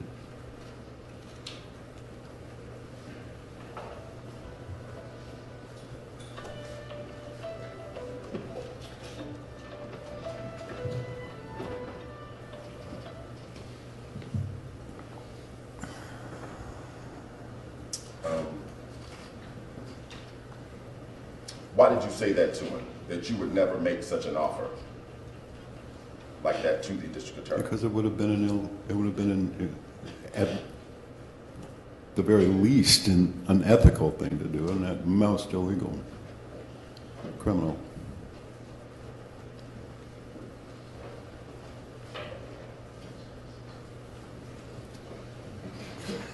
And can you tell the jurors, how long did you have this one-on-one conversation with the defendant? Not long, probably no more than, we were probably in the room alone for no more than 10 or 20 minutes.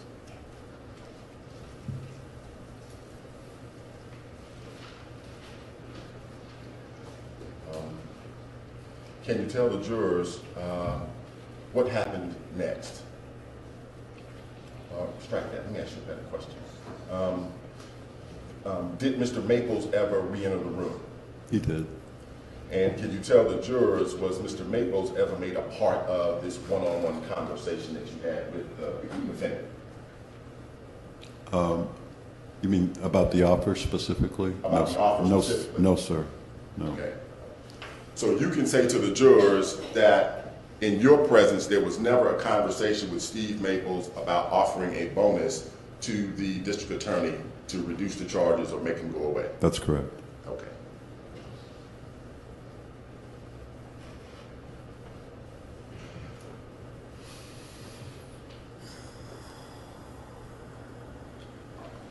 Now, can you tell the jurors, during this meeting, do you recall whether or not there was ever a conversation about whether or not the defendant had been drinking on the night of this incident? Yes. Can you tell the jurors about that conversation? I recall that he said that they stopped at a restaurant on their way back to Atlanta. I believe it was in Conyers. And that members of the party that he was with drank wine, but that he did not. He did not. That's correct. Did he ever relate to you whether or not he had wine to drink on the car ride to the restaurant? He did not.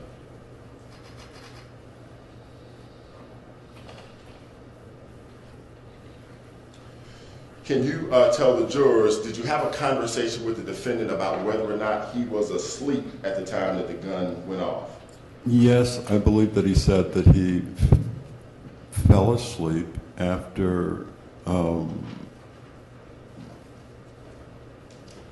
whatever danger he had perceived had subsided. I think that he said once he was sort of on Georgia State's campus.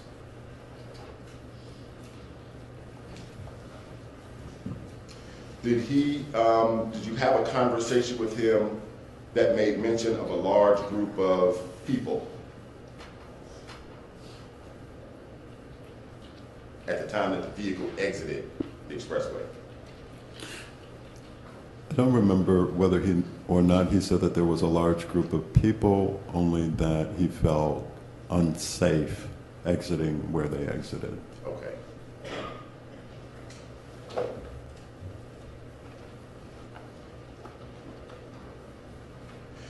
Can you tell the jurors, did he make any statements to you about why the gun was in a plastic bag?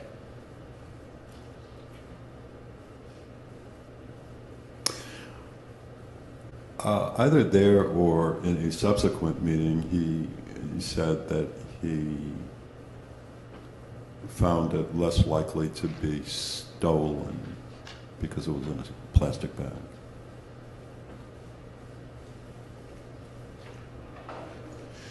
Now, can you tell the jurors, at the end of this first meeting, did you enter into a contractual relationship with the defendant? Yes. Okay. And I'd like to show you an exhibit. I'll give Mr. Sanders a chance to look at it first.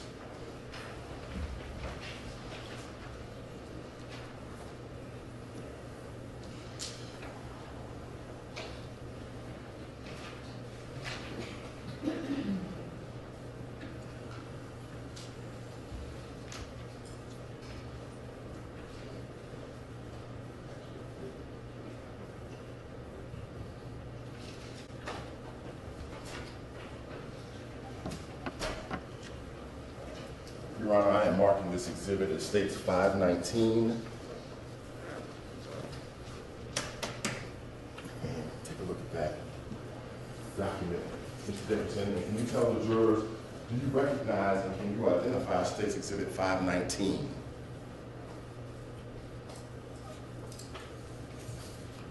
Yes. Okay. And for the purposes of the record and for the judge, can you just briefly tell the judge what is State's Exhibit 519? It is a letter of agreement between myself and Mr. McIver, referencing the legal defense team. Okay. And does that letter of agreement, is that the written agreement between yourself and your company and the defendant? It is. Okay. I would tender states 519, Judge, in evidence at this time. Mr. Samuel? Okay. The waiver means no objection. All right, it's admitted. And well, before I show it to the jurors, let me just ask you a couple of little preliminary questions. Can you tell the jurors, is the agreement signed by yourself? It is. And is it signed by the defendant?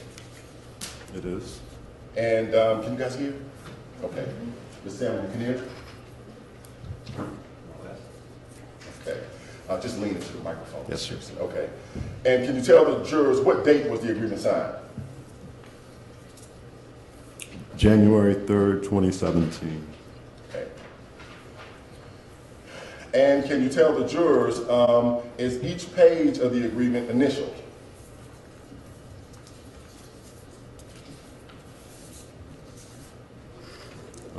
The first 2 pages are initialed, yes. Okay. And whose initials appear on the first 2 pages? Mine and Mr. McIver's. Okay.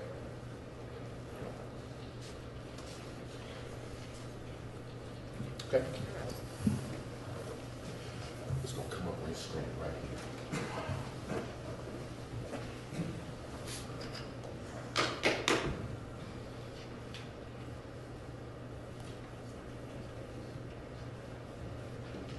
Hold on 1 second, Mr. Davis.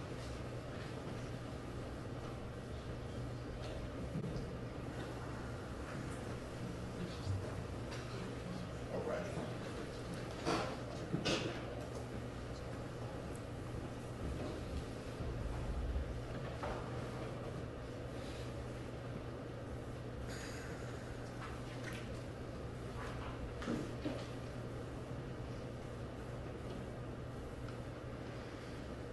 And can you tell the jurors, this typed agreement, letter of agreement, who is it that drafted it? I did. And on the date in which the agreement is signed, is that when you would have presented it to the defendant? On that day or some day prior to it being actually signed and executed, yes. Okay. And can you tell the jurors, if you could read that first paragraph that starts with the purpose? The purpose of this letter is to outline various communication services Dickerson Communications will provide to the public defense of Claude L. McIver III, the legal defense team in parentheses, and the compensation for rendering those services. Okay. And so, as you understood this agreement, it is between you and your company, correct? That's correct. And the McIver, Claude McIver, for his public defense and the legal defense team. That's correct. Now, can you tell the jurors, does this agreement anywhere in it contemplate your representation of the legal estate for Diane McIver? It does not.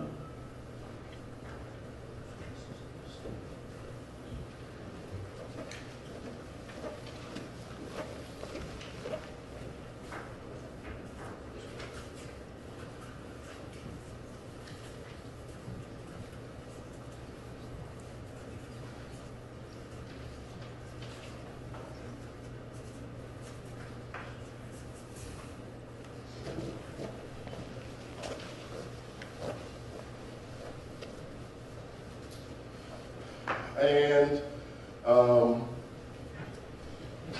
we're not going to read the whole document, but pretty much this first page, it kind of outlines Dickerson Communications will be responsible for the following services, correct? Yes, sir. And just in a nutshell, without reading the whole thing, tell the jurors, what did you understand your company would be responsible for providing to the defendant? Essentially interacting with media concerning the media-related stories and hearings and motions related to this case. Okay.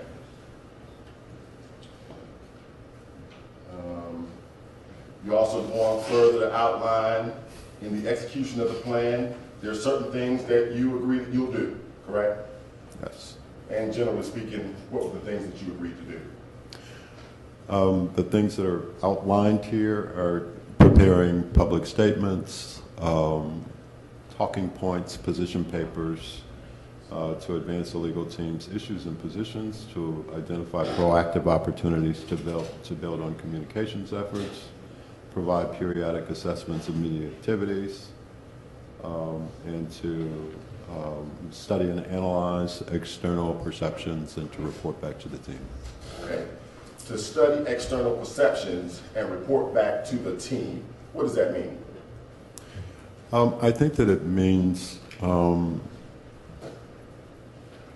essentially what it boils down to is interacting with reporters who are covering this story and ensuring that they have all of the facts that they need to have from the defense's point of view. Okay. And can you tell the jury, did you understand that you were being hired to provide advice to the defendant and his legal defense team with respect to these communications? Yes. Okay. And before I go off page 1, there in the bottom right-hand corner, those are the 2 initials, correct? Correct.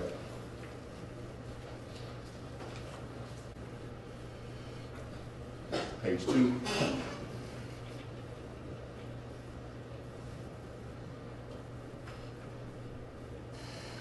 Okay. And could you tell the jurors, this is whose signature? Mr. McIver's. Okay. And I see here that the section encountered fees, compensation for services rendered under this contract will be based on an initial retainer of $7,500 and a monthly retainer of, it said $4,000 for a term of 5 months, but that is scratched through. That's correct. And so here, this handwritten part in the margin, what does that say with respect to the fees per month? $3,000 a month, month to month. This agreement can be canceled with a 30-day notice to Dickerson. Okay. Who actually wrote that in the margin? Is that your handwriting? It is not. Okay.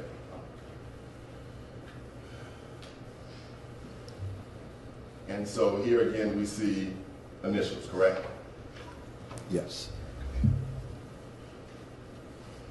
And this is page 3.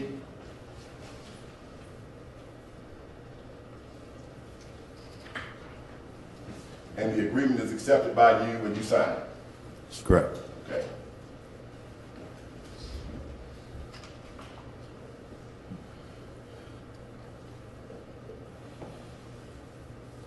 Okay. Now, can you tell the jurors, did you receive payments from for your services at a rate of $3,000 per month for the work that you did? I did. And can you tell the jurors how many payments did you receive? Believe that it might have been 8.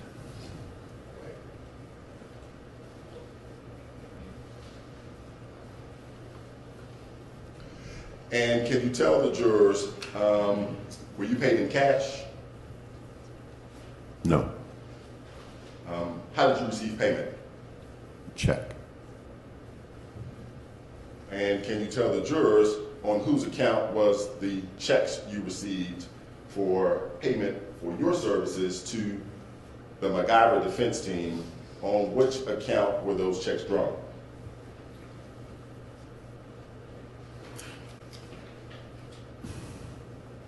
I think that a couple, either 1 or 2 of the early checks was drawn on an account for Mr. McIver, and subsequent checks were drawn on an account for the estate of Diane McIver.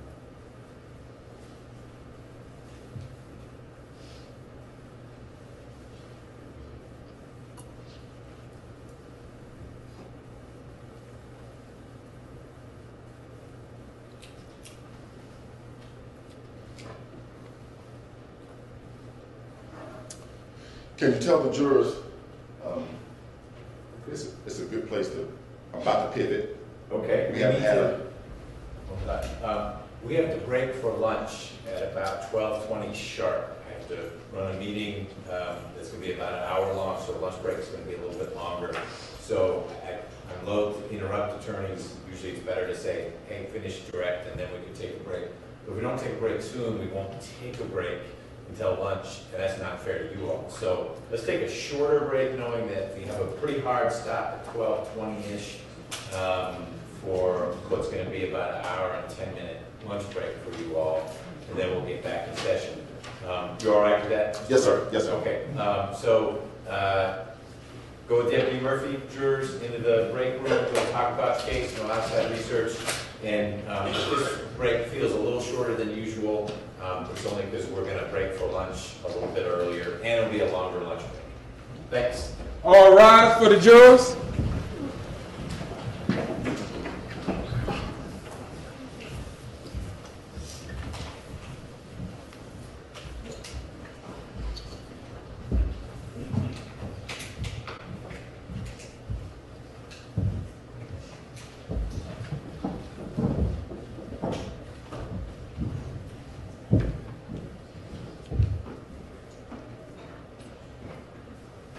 Please be seated.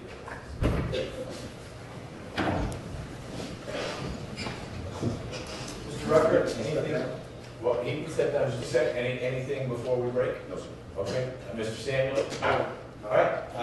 Mr. Dickerson, we're going to be on a short break, so we'll try to get you back in here about 5 or 6 minutes to take your testimony. Thank you.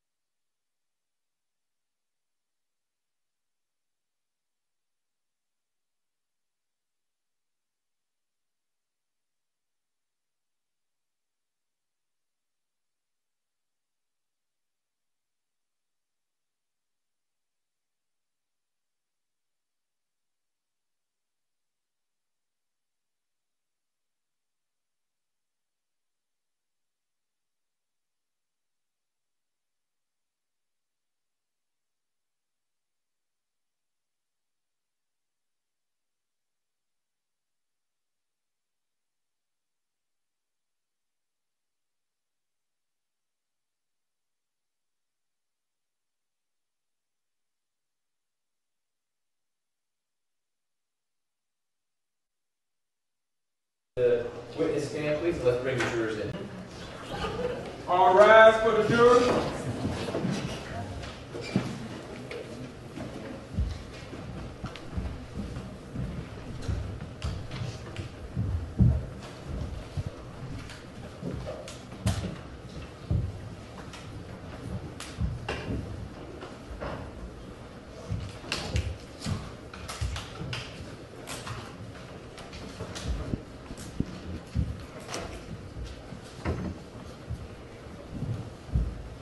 All jurors are present and accounted for, Judge. Thank you. You all can be seated. Welcome back. We're going to continue this pivot point in Mr. Rucker's direct examination of Mr. Dickerson. Got to pivot back very, very briefly, and then I'm going to pivot to a new area. But before I move on, let me ask you just a couple of questions, Mr. Dickerson. During the conversation in Mr. Maples' office, when you had the discussion about the bonus, the monies to Mr. Howard, did you get the impression from the defendant that he was joking about that? No. Can you tell the jurors what did you say to him specifically to clarify what he meant? We asked him to answer this is now the third. Okay. The first question you asked, one, there was no objection, but that seemed like a new area. But I'm recalling at least 2 times. Did I ask him what he said? Okay, Yeah. that's fine, that's fine. Did you discuss a specific amount of money No. with the defendant? Why not?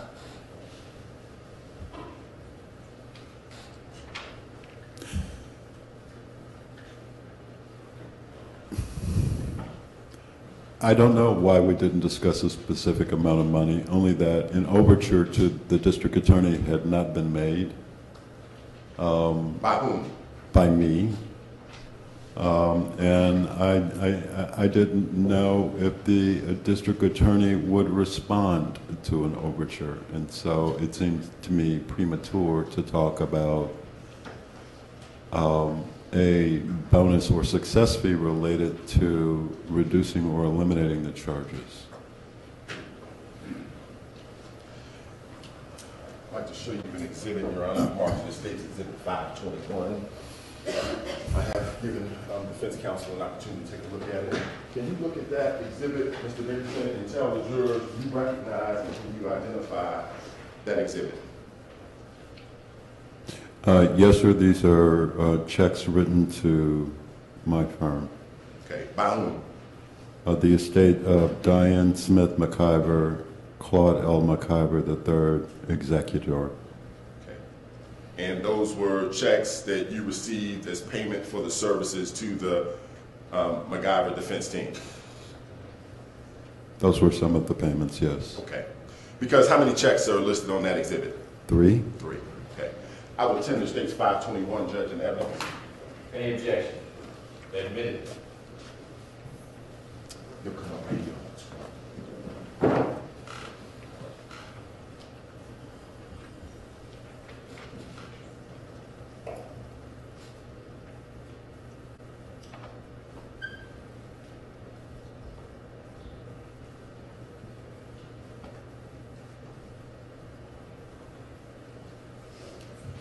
And here on the top left corner, the check is drawn on what account?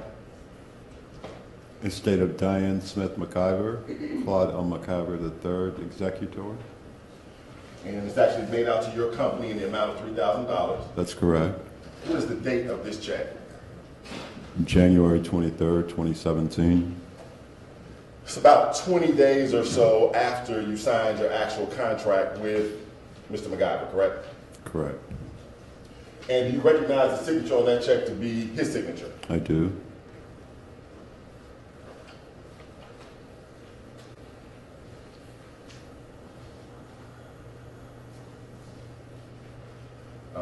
Can you tell the jurors what's the date of this check? April 1st, 2017. also made out to your company Yes, sir. in the amount of $1,500, Yes, also drawn on the estate of Diane Smith McIver. that's correct.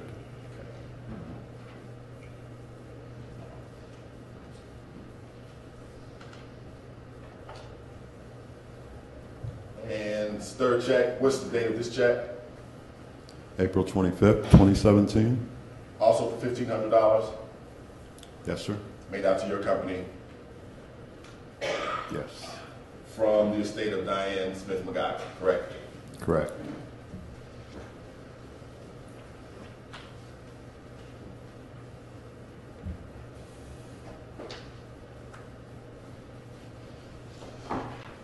Okay.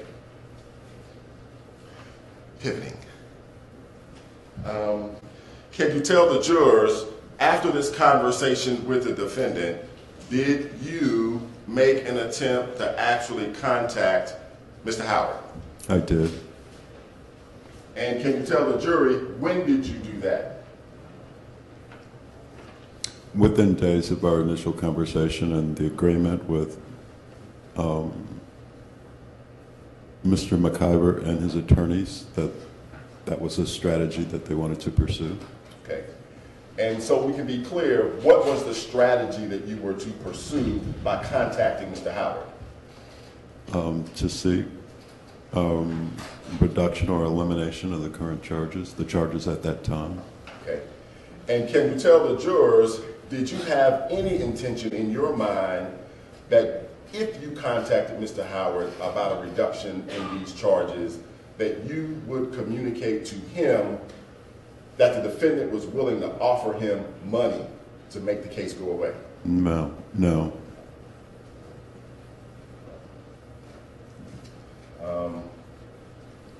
How did you attempt to contact Mr. Howard? By text message. And can you tell the jury, what did you say to him? I'd like to talk to you about a new client. Okay. And you can't tell us what he said because that's hearsay, okay? But let me ask you this question. Did he respond to your text message? Yes. Okay. And what did you say back to him after he responded to your text message about want to talk to you about a new client? I told him who my new client was. And who did you indicate your new client was? Tex McIver.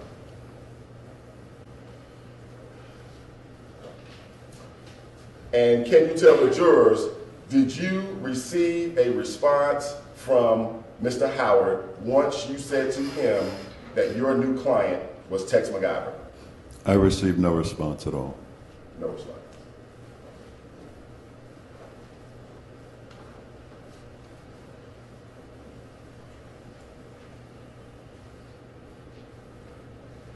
Is that kind of like sometimes my... Objection, whatever this is going to be. He knew it was going to be good too, didn't he, Judge? He knew it. Guess they'll have to wait. I'll have to wait. That was pretty good, Mr. Samuels. Okay.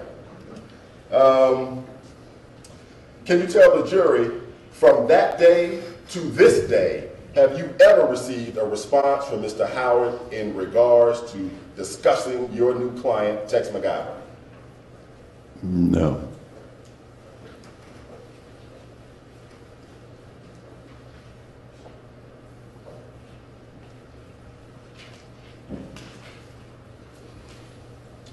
Can you tell the jury, did you communicate that to the defendant?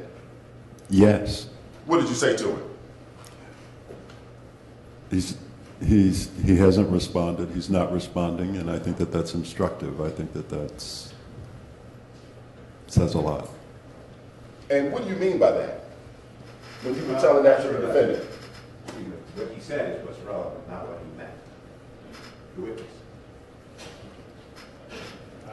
I'll let, you can repeat the question or something close to it. You Okay. can answer it. Okay. When you said that to the defendant, were you trying to communicate something to him? I was. And when you say that the fact that you did not have a response back from Mr. Howard was instructive, what does that mean? Your Honor, again, I'm not quite sure. We can speculate all we want about what he meant. The question is, What did Mr. McIver hear, and what did he? Okay, well, we don't speculate as to what he meant because he's being asked what he meant. I'm going to let him answer the question. What did you mean when you said it was instructive that you did not receive a response from the DA?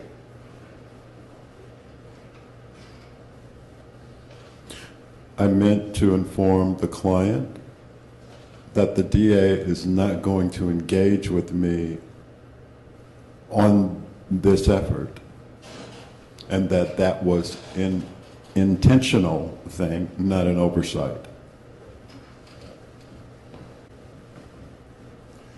And can you tell the jury, when you said to Mr. McIver it was an intentional thing, why did you say that to him?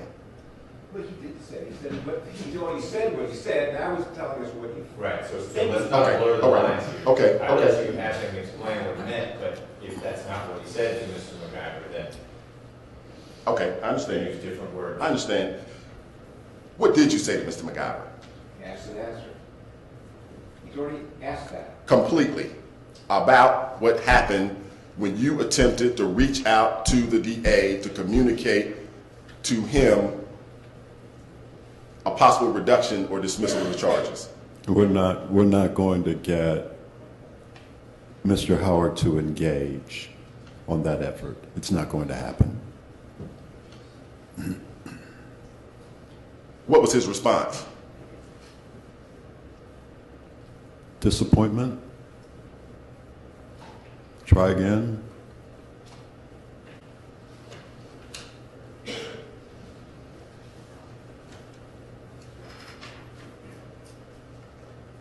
Did you try again? I did not try again. I got the message loud and clear the first time. And the message that you got loud and clear was from whom? Mr. Howard.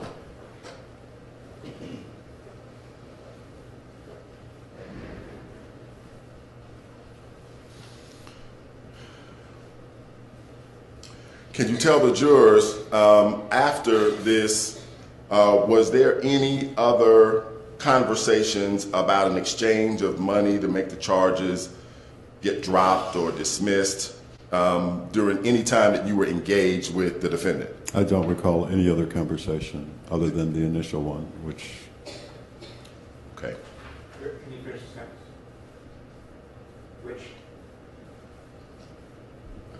Okay. Did you have anything more you wanted to say, or were you done with that? I don't recall any other conversation other than the initial one, which I think I had answered very definitively for Mr. McIver, that I wouldn't do such a thing.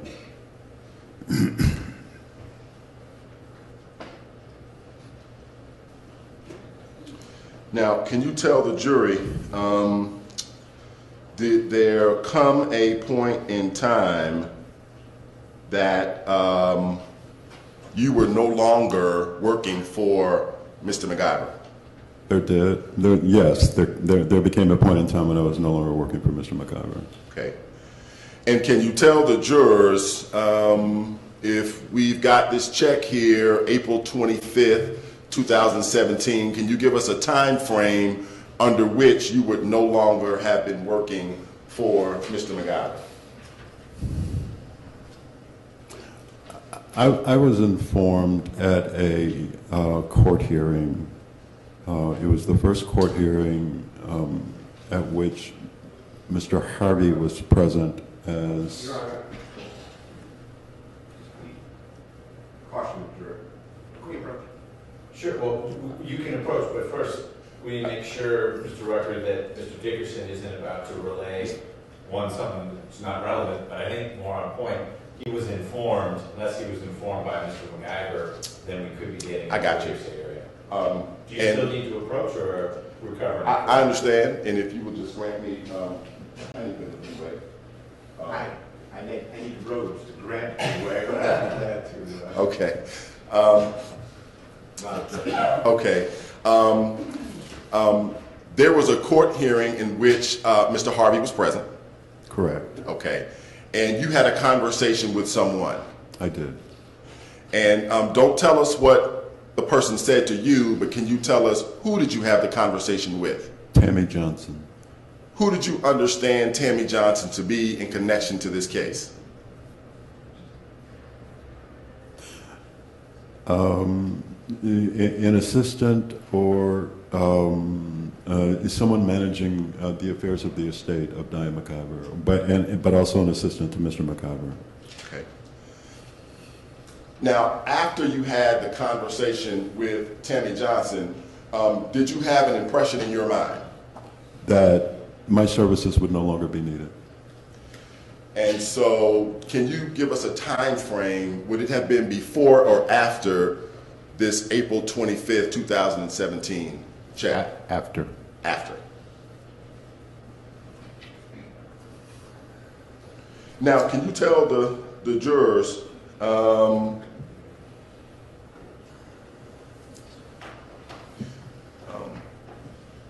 did you, prior or before you actually ended your employment with the McIver defense team, did you provide them with any advice or any counseling with respect to how to manage and communicate through this crisis?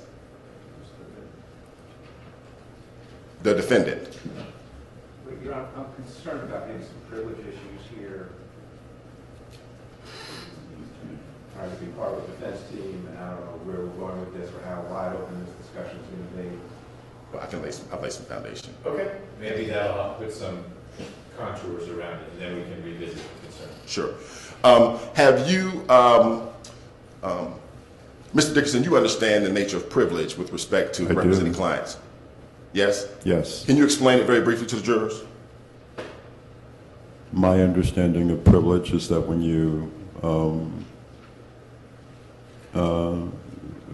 work for in my world, clients will have me retained by their attorneys for the purpose of having attorney-client privilege. So the conversations that are had with clients and attorneys are privileged and protected.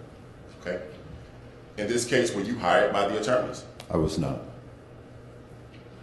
And so can you tell the jurors, with respect to your employment with the defendant, were you operating in your mind under a privilege?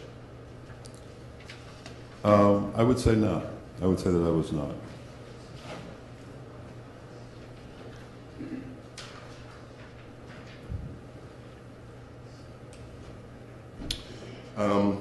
Let me just be more direct. Let me ask you this.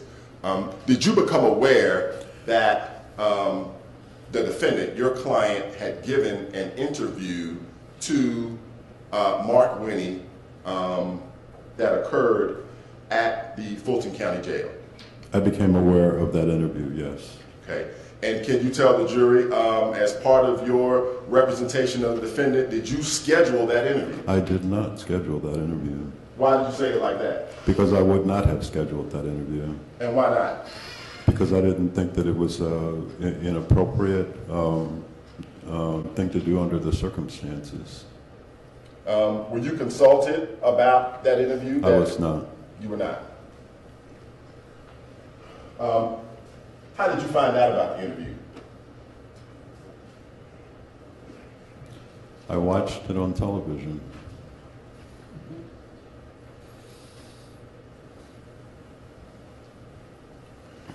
And when you saw it on television, can you tell the jurors, what did you do? I called one of his attorneys and I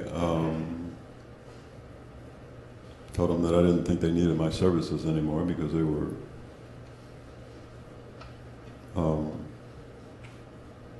taking their own media counsel. I offered to quit. Okay.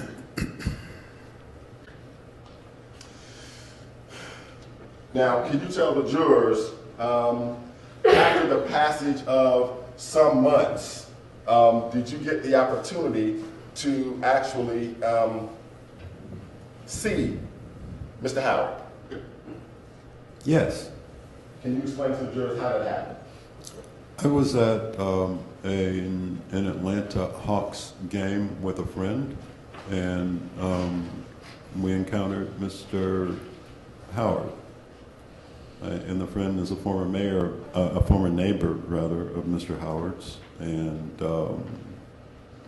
Mr. Howard approached And don't tell us what he said to you, but did you have a conversation with him at that time? no, because he wouldn't address me directly.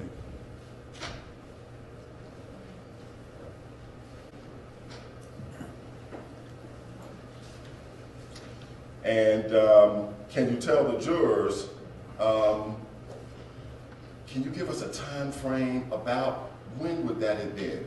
Are we still in 2017? We're definitely in 2017. It would have been during the season of the Hawks and during sometime in the spring, probably around April or May. Okay.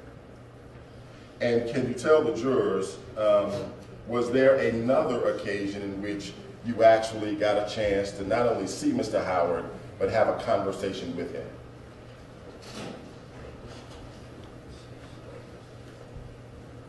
We had lunch Okay. in January 2018. You had lunch in January of 2018. Yes, sir.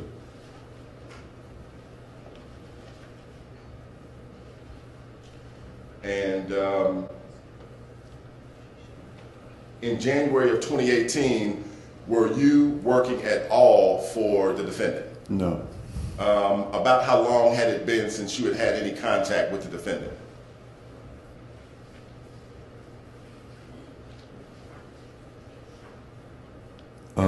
The defendant had been incarcerated. Actually, Your Honor, let's not get into where he was. The question is simply when you last had contact with him. And as I've told you all before, ladies and gentlemen of the jury, the fact that Mr. McIver may have been in custody during some portion of the proceedings prior to trial is of no moment to what you need to work through. Folks get arrested. Some folks stay in jail. Some folks don't. It's not relevant in any way to the ultimate question you all are working through, which is guilt or innocence. And that burden, of course, is upon the state to prove, if it is able, Mr. McIver's guilt beyond a reasonable doubt. I preserve a motion for your time. Sure. I think I just addressed it, but you certainly have preserved it, and we can talk about it. Okay.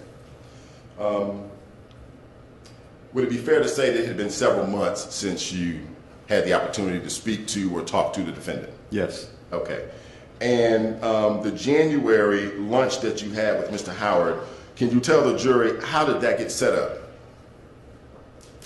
I believe that I received a phone call from the district attorney's office, his secretary, asking if I had a moment to speak with Mr. Howard. Okay. And can you tell the jurors, do you remember what date that was? I do not. Okay. But you feel comfortable saying it was January 2018? Yes, sir. Okay. Now, can you tell the jurors, did you and I have a chance to see each other? Yes. And can you tell the jurors when did that occur and where did that occur? It occurred at the mayoral inauguration in 2018, January 2018. Okay. And can you tell the jurors, did we have a brief conversation? A very brief conversation, yes. Okay. We shook hands and exchanged pleasantries, and I mentioned that I was no longer on the case and expressed some relief. And when you say you were no longer on the case, what case are you talking about? The McIver defense team. And did you say that you expressed some relief? Yes.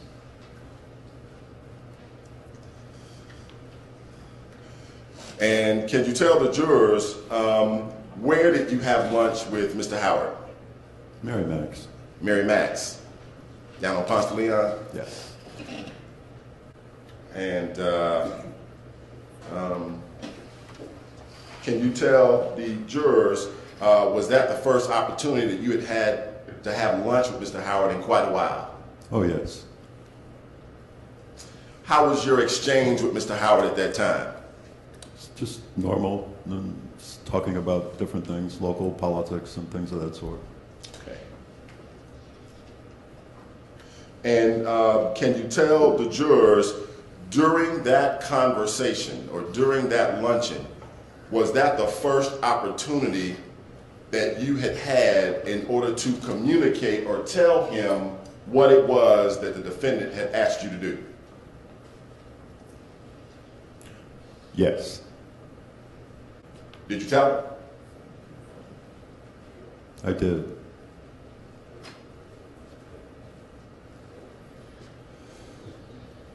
And can you tell the jurors, what did you tell them? Your objection. It's hearsay. Okay, I just wasn't sure what the basis was. I'm sorry, it's hearsay. Okay. What the witness told Yeah. Mr. Howard? Out-of-court statement being offered to prove the truth of the matter asserted. Okay, I understand. New era.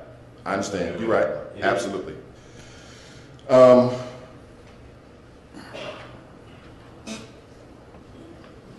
long did your conversation with Mr. Howard last? Maybe an hour. Okay. And let me see. Who paid for lunch? I think he paid for his and I paid for mine.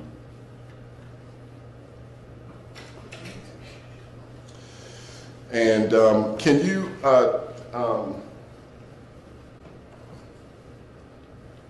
tell the jurors,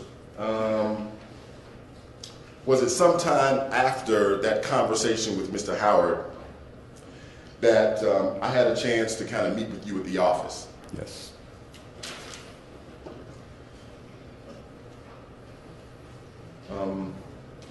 I'd like to show you just one more exhibit. Judge, this is State's Exhibit 522. And any objections to saying 522? Any objections? Yes. Okay. There being no objection, Judge, I would tender State's 522 in evidence. Whatever it is, it's admitted. Let me have Mr. Dickerson identified. Could you tell the court what is State's Exhibit 522? It's a check written out to Dickerson Communications. Okay. It's a fourth check, right? Correct. What's the date on that check? March 7, 2017. And what's the amount? $3,000. And what account is it drawn on? Estate of Diane Smith McIver, Claude L. McIver III, executor. And do you recognize the signature on the check? I do. And whose signature? Mr. McIver's.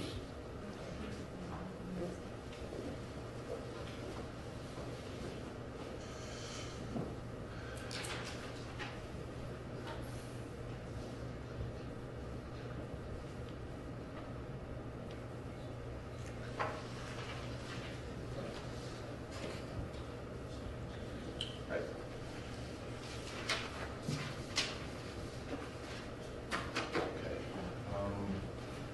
Thank you very much, Mr. Dickerson. I believe that's all my questions, Judge. Okay. Yes. Oh, thank you. Thank you.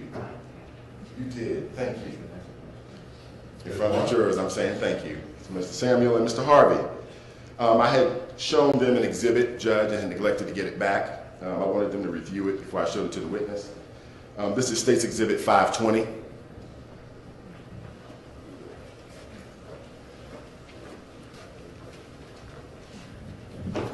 Can you tell the jurors, do you recognize and can you identify 520?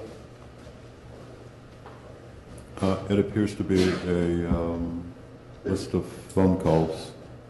From whom to whom? Well, there is an originating caller and a terminating caller, and Mr. Howard is listed, and I am listed, and Mr. McIver is listed. Stephen Maples.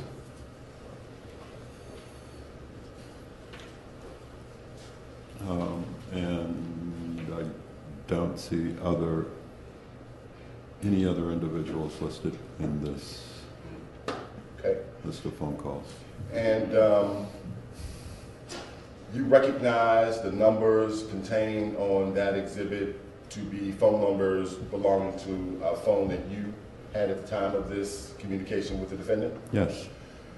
And you see his number present as well? I do. You recognize Mr. Howard's number as well? I don't recognize it. I don't recognize it because we don't have that many phone exchanges. Okay. And how about Mr. Maples? Mr. Maples is also present, but I wouldn't recognize his phone number.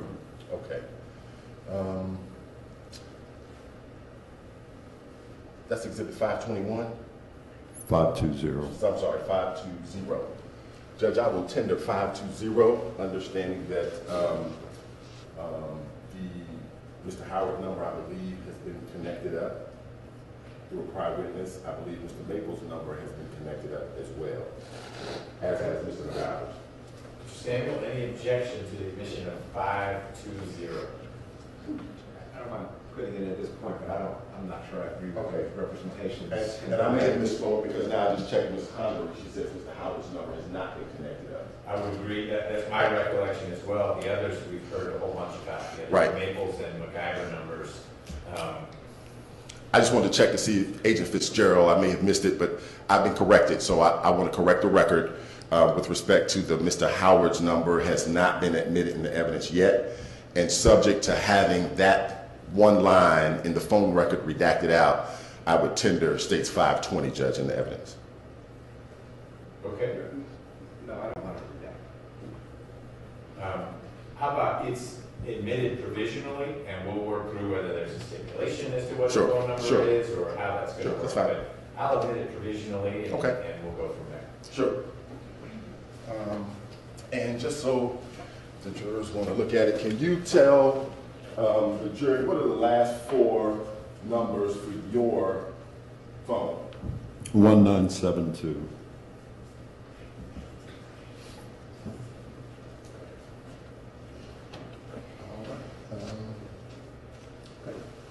Thank you. I believe that's all my questions, Judge.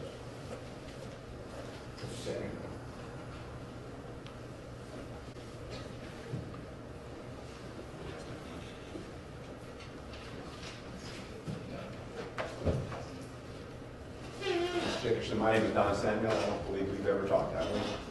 Or met? I believe we have. Do we have? Yes. And I'm embarrassed. When did we meet?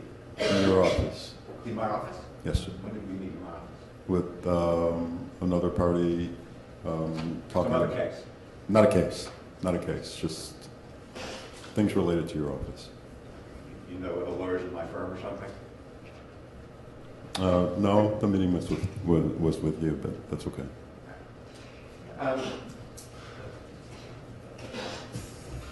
Bad way to start. I thought that was an easy one. I'm going to try again. Good morning, Mr. Dickerson. Good morning, There we Mr. go. Samuel. Now I feel much better.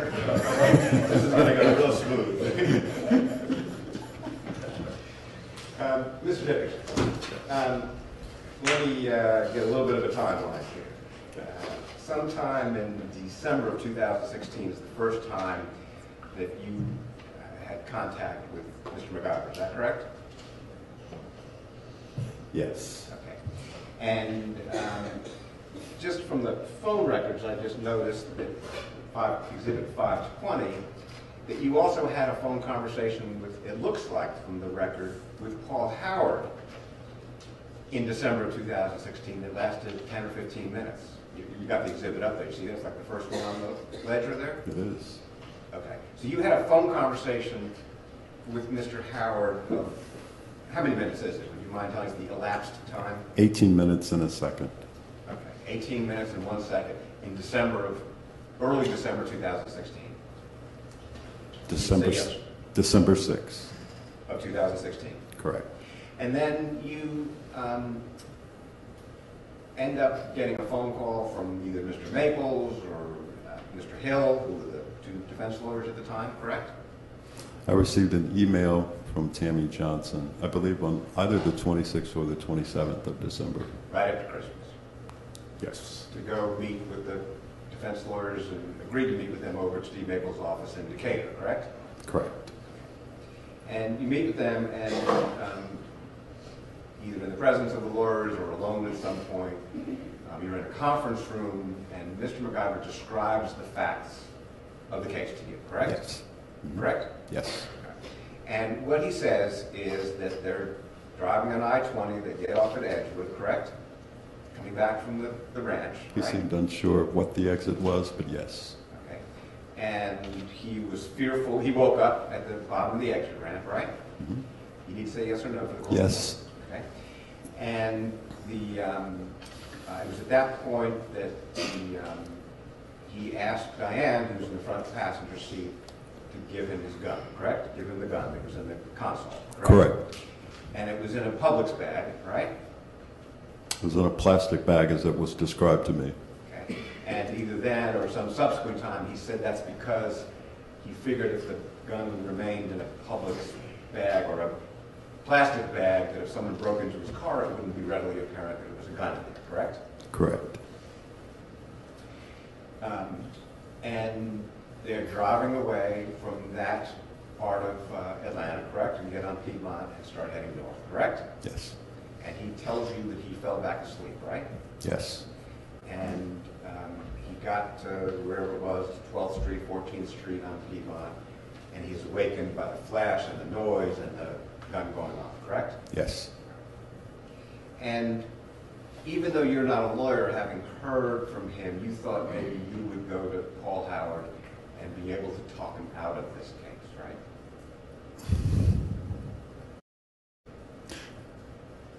I felt that I could, even though I am not a lawyer, because I had a relationship with Mr. Howard, a friendship I would call it, that I could convey to him information that Mr. McIver shared with me. He had lawyers, right? He had William Hill is one of his lawyers, correct? Not at the time. The only lawyer that I knew of at the time was Mr. Maples. Okay. And and you told Mr. McIver that one of the reasons he may want to hire you is because you have such a long-standing 30-year relationship with Paul Howard, correct? I did tell him that I had a long-standing relationship with Mr. Howard. Which goes back, at least according to one thing I read, about 30 years. That's correct.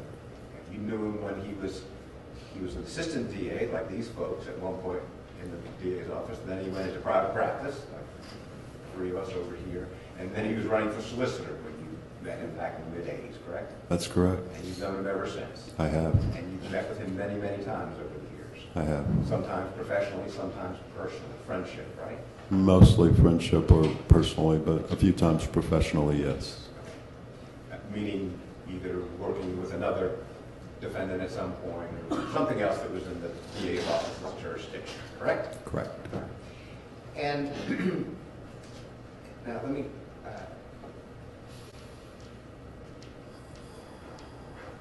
and Mr. McIver agreed to hire you. Yes. Okay. Your credentials, your background, your knowledge of Mr. Howard, all, obviously made it seem to him worthwhile to have you part of his defense team, correct? Correct. You knew at that time that he hadn't been indicted by the grand jury, correct? I'm not sure. He'd been arrested and charged, correct? Yes. And what he was charged with was involuntary manslaughter, correct? Correct. And it was predicated on the thought that it was reckless conduct, right? Yes.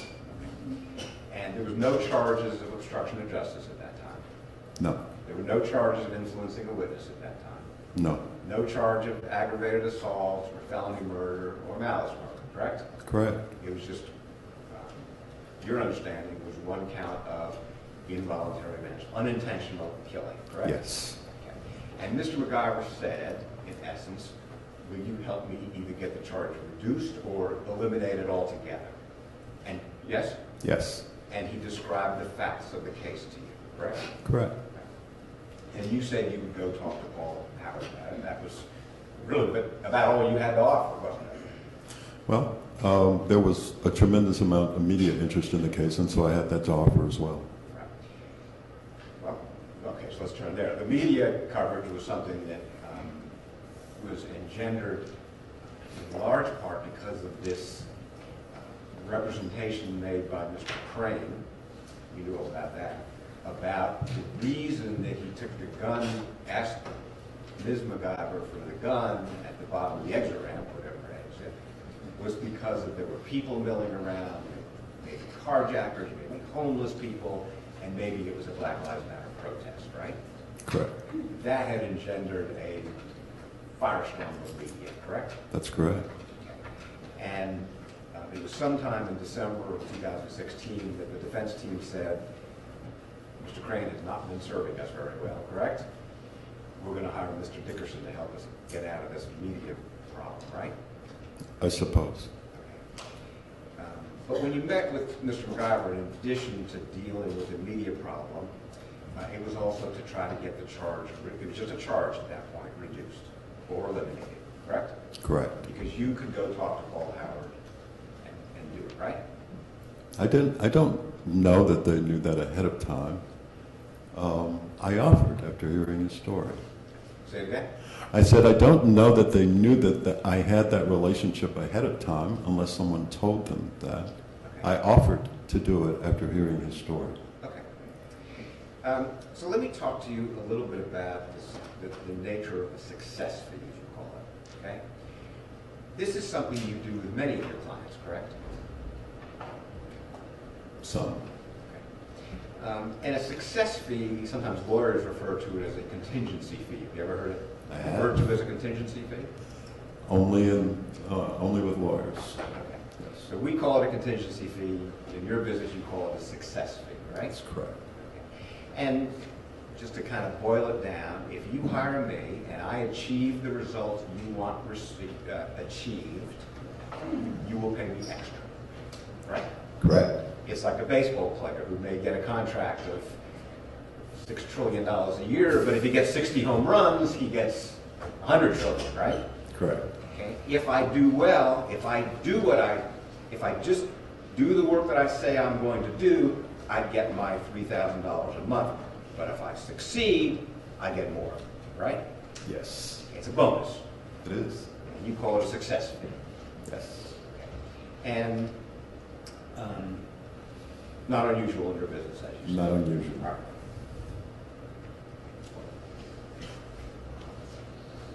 right. Sometimes it's in the contract, sometimes it's just understood. Usually it's in the contract, but sometimes it's just understood. That's correct. Okay?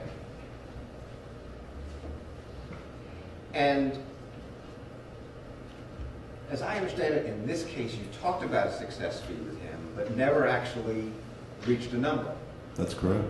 And yet, when you met with Mr. Rucker, I think you said you met him in the office here, you said, had I succeeded, I would have taken the money and deposited it in my bank account. Yes. Correct? Correct. But there was no number yet at that point. That's right. Okay. But had, and I know this is all Hypothetical. hypothetically, if I had met with Mr. Howard, and if I had, in fact, convinced him that Mr. McIver was not guilty of any crime, I would have expected Mr. McIver to pay me extra, correct? Correct. And that was the success fee, right? That was his offer. Yes. And you're not talking about going to trial and winning, right? Because you're not a lawyer. Correct. You're not talking about filing a motion where the judge says, I'm going to dismiss this whole case, because you're not a lawyer, right?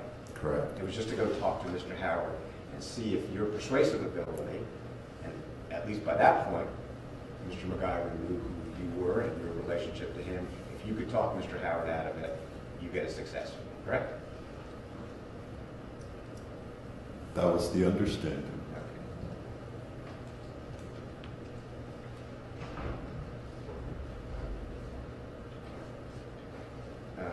And I think I've asked this, but from kind of a different angle, he had not been arrested for murder at that point, right? Correct. So this conversation, as I understand it, you said was December, well, I wrote down December 27th, but maybe it was the 28th, is that what you said? Somewhere in that neighborhood, within a day or two of Christmas. Yes. And it was in the Steve Maples Law building. Correct. Okay, maybe it was a shared conference room with other lawyers, but in the law firm. At the law firm building. At the law firm building or at the office building. There. Indicator. indicator. And one of the things that you talked to them about, you talked about the bad press that was kind of spiraling out of control, and it had already spiraled out of control with Black Lives Matter, right? Yes, The other problem was this auction that was occurring, right? yes, That was also engendering bad press, right? correct. There was an auction of some of the property belonging to Tex McIver, right? That's correct. And you told them that you're getting terrible press with it. It just looks terrible that this property is being auctioned, right? Correct. And Mr. McIver said to you, well, okay, but the problem is there's a penalty if we cancel the auction.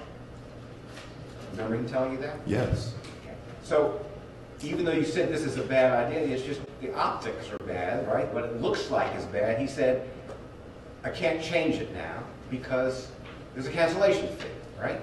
well, first he said, I'll change it, and then he found out that there was a cancellation fee, and he changed his mind. Okay. And did he tell you who had told him that he needed to do the auction to raise money? Did he talk about the probate lawyers that were representing him? My understanding at the time was that he needed or wanted to raise the money to satisfy the terms of Mrs. Will. McIver's will. Okay.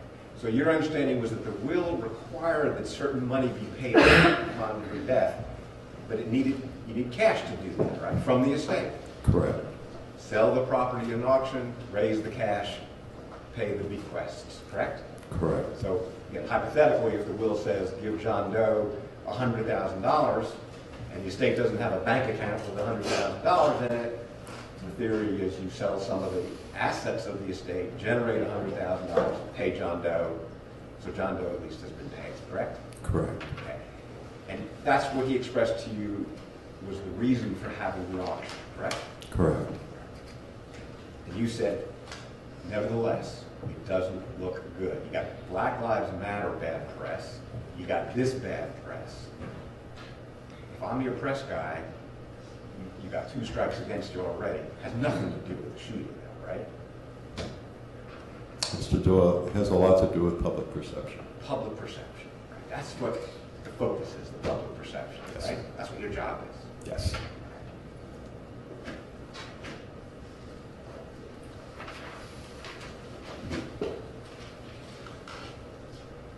I think you said at one point that it was your job was it was paramount how people viewed him.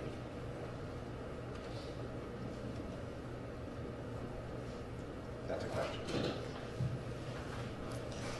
I probably said that, yes.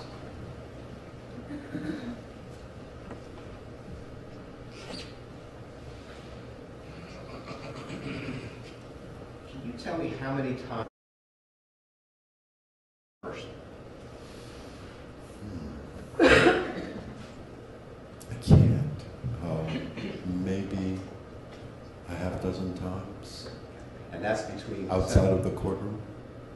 That's between December 27th and sometime in April. That's correct.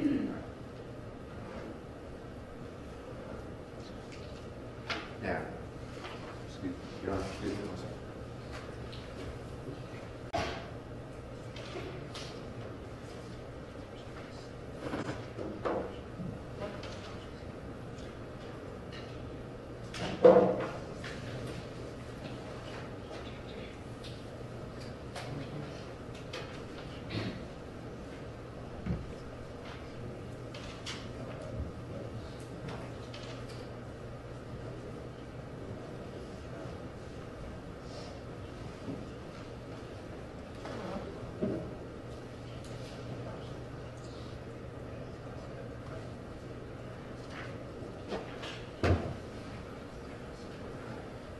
Who drafted the language in State's Exhibit 519, which is the letter agreement?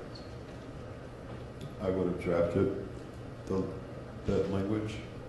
About all the different things that you're going to do for Mr. McIver, correct? Was there ever a time that you had talked about having your agreement with the estate as opposed to Mr. McIver personally? Do you remember any discussions drafts of this agreement in which the contract was with the estate as opposed to Mr. McIver personally?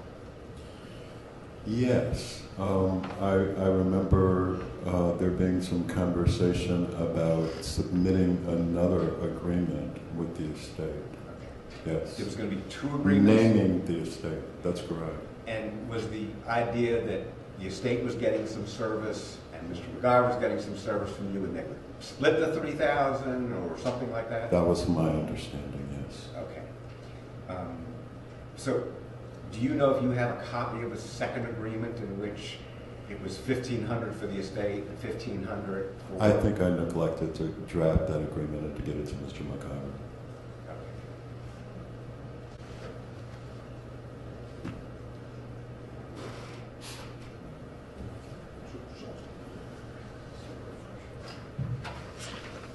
Let me show you what I tentatively marked as D14.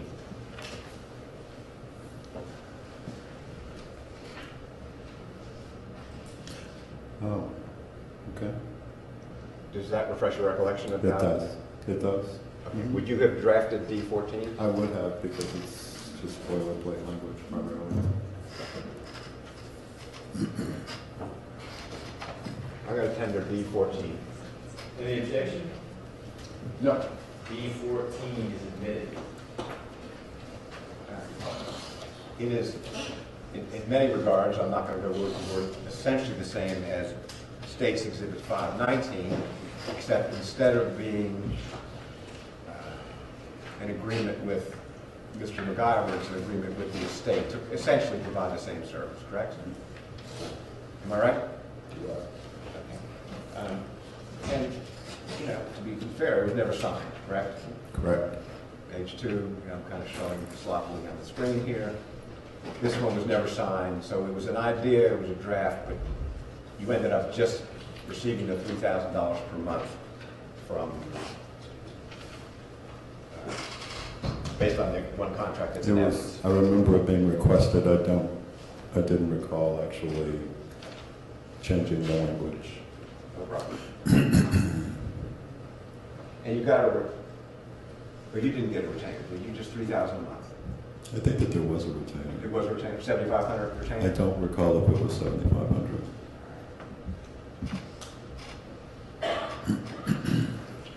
All right.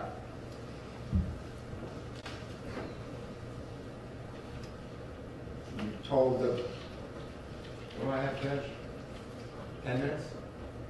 You've got 5 minutes. You have as much time as you want. No, I know that, I know that. We have to stop at 12:20. That doesn't mean you need to stop before then. We will stop at 12:20, and if you have more you want to ask Mr. Dickerson, we'll do that after the break. So don't feel governed by that, other than 12:21. Well, I was just wondering that apparently the appropriate language is pivoting, and if I said the word pivot, apparently I have some control over your calendar. I did not realize You that. get to try that out if you present a case, but that's apparently a direct examination technique. Got it. Got it. Same with the good morning business, right?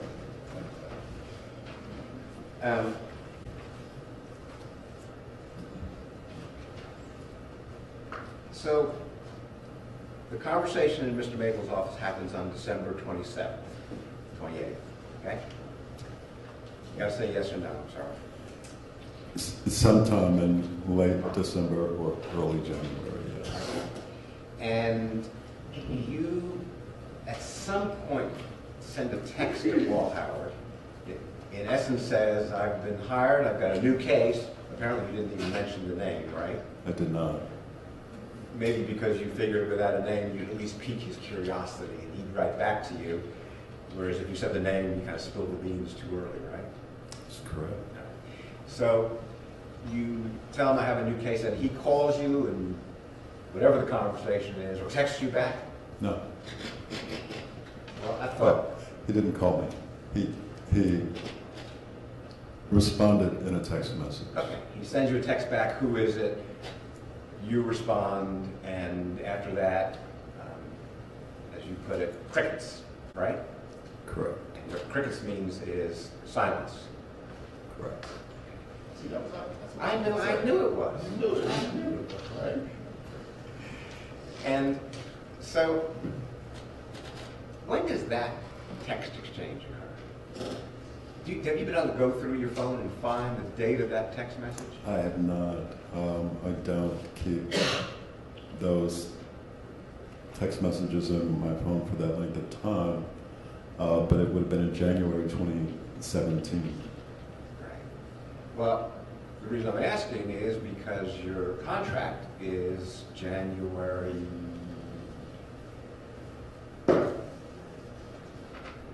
3rd. Correct. Before or after? After. So you sign the contract on January 3rd, and thereafter, you send one text message without saying who the name is. You get a response back who you respond by text message, Tex McIver. That's it. Correct. And what is the date of the first time you get a check? With the signing of the contract, do you think? I think it would have been the signing of the contract. And that would have yes. been the retainer? I would think so, yes. And did you bill against the retainer, as we said? Yes, for that first month. So, there's the retainer, $7,500, right? Really not sure. Well, it says, look at your contract, look at your I screen. see what the contract says, but I'm really not sure because we negotiated the terms and I just don't remember if it was 75,000 or some lesser amount. Hopefully 7,500. 7,500. I'm 5,000, sorry. doing better Or some than me. less than that, or some lesser amount. But my question was actually maybe not clear. The agreement was a $7,500 retainer. Yes. That's in the contract. Yes. Whether you got it that day or subsequently.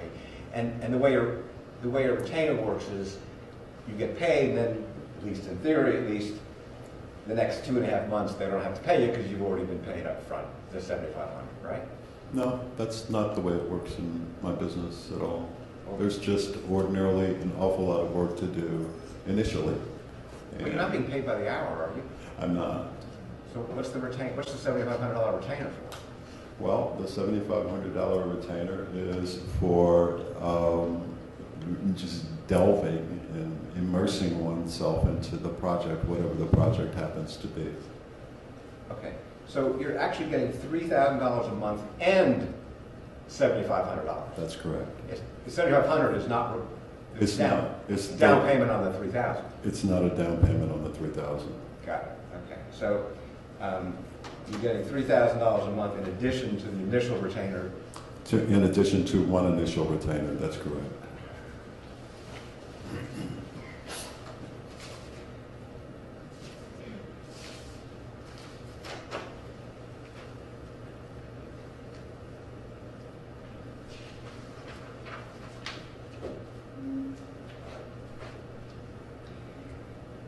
The conversation that occurs, Your Honor, you're going to give me 7 minutes, right? That's the most I got. You can have 3 hours, I know, we're just I know. breaking at 12:20. And so unless you have a really, really long question, you can ask a few more and you'll get answers. And then I'm not going to cut you off mid-sentence. I'll say, okay, now let's take a break. I have a sense that we're going to come back from lunch and I'm going to have 3 minutes to go, but I'll do the best. That's I can. not how it works. That's my time. You had this meeting in the conference room now we're back to the 27th, the first meeting, correct? Say yes or no, please. I do not believe that our first meeting was on the 27th. I was initially contacted on the 27th. Every time I say 27th, just assume I mean within a couple days of Christmas, all right? Okay. I'll continue to make the mistake, and you just 27th, 28th, 29th, somewhere around Yes. there, right? Yes. All right, I'll make it the 28th for now. And there's that's when he talks about the success fee, right? I am not sure if that is the conversation where we had a conversation about the success fee. You're not sure about it? No, I'm not. On the 27th, these records indicate that Mr. McIver and I spoke on the phone. We had a subsequent initial meeting at Mr. Maple's office And either at that initial meeting or at the time of the signing of this agreement on the 3rd, that's when we had the conversation When you about the testified to Mr. Rucker that it was the first meeting at Maple's office on the 27th, 28th, is that not correct? Well, I've tried to be as clear with Mr. Rucker and his team as possible, but I don't recollect the exact date, but it may have been the first or second meeting with Mr. McIver. So it may not have been the first meeting, it may have been the second meeting, and that meeting also occurred at the law firm? Yes. And also in the conference room? Yes. And that's on the day the contract is signed, which is January 3rd? Quite possibly, yes. Was there a third meeting? Well, there was a third meeting, but there wouldn't have been a third meeting where that would have occurred. It was either at the first or second meeting where this conversation took place, this exchange about a success fee. And he doesn't say anything to you about cash, correct? No. There's no agreement as to an amount of money in the success fee. Correct. He says you can share the money with anybody you want to, right? And you ask for clarification, right? Correct. He didn't say to you, offer Paul Howard money, did he? No. He didn't say, tell Paul Howard there's money in this for him. He'll dismiss the charges. He did not say those words. What he said to you was, there's a success fee for you and you can share the money with anybody you want to, right? That's correct. And you asked him to clarify. I did. Because you didn't know he was talking about, whatever, Mr. Maples. I don't know why Mr. Maples would get it, but, or anybody else, right? Could have had another communications firm. Could have been. Maybe he owed Mr. Crane money or something, if you wanted to share it with him. It was up to you. Right? That was the question. It was up to you to share anybody you wanted to. He wasn't telling you who to share it with, right?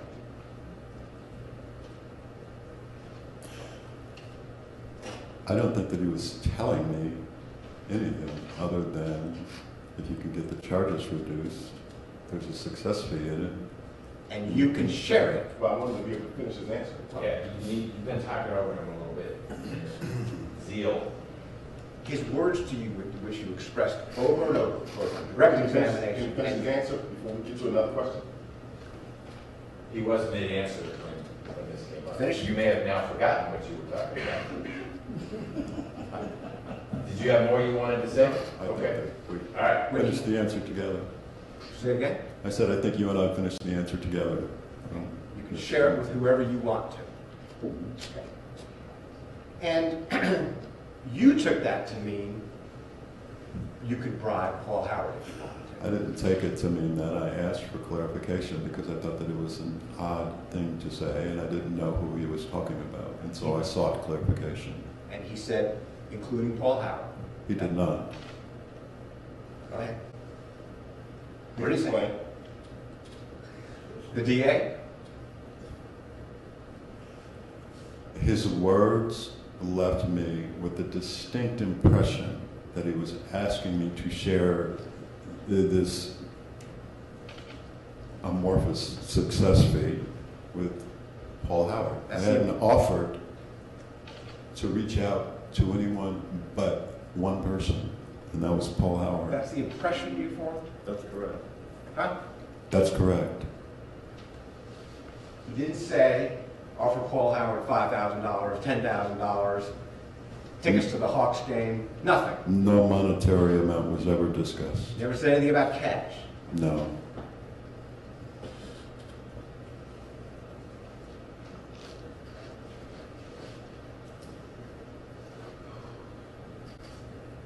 He didn't tell you to tell Paul Howard that there would be money if the case was dropped. He couldn't have. He could not have. I would not have. I'm asking what he said to you.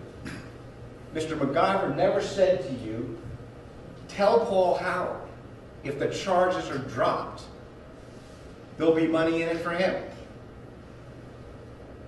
Did it? No. Or that there be a prize or a reward or a gratuity or anything. He didn't tell you to tell Paul Howard that. Not with any degree of specificity, no. That was your impression then. That's correct. You thought it was a stupid suggestion and you told him so, didn't you? I did. You told him, that's stupid, not going to do it, and forget about it, right? I didn't tell him it was stupid. I told him that I would never do such a thing and that the district attorney would never accept it. And he never said a word to you about it again. That's correct. In the history of mankind, since that day, he never said it again. That's correct. And you didn't go and tell Steve Maples about this impression you had. I did not. You didn't tell the new lawyer who came in shortly thereafter, Mr. Hill, about this impression you had. I did not. You didn't tell, you didn't call any detectives you're good friends with and tell them, you're not going to believe what just happened in Steve Maples' conference room, did you? I'm not good friends with any detectives, but no, I did not. And you didn't call Paul Howard and say, Paul, buddy, Mr. McIver, my impression is, just said I could share money with you. You didn't call Paul Howard either. I did not. And never again did Mr. McIver mention this to you, or did you mention it to Mr. McIver after January 3rd or December 28th or whatever? I'll object, Judge. I let him ask a few, but I think we established, yeah. History of mankind. Next question. That's a pretty long history. All right.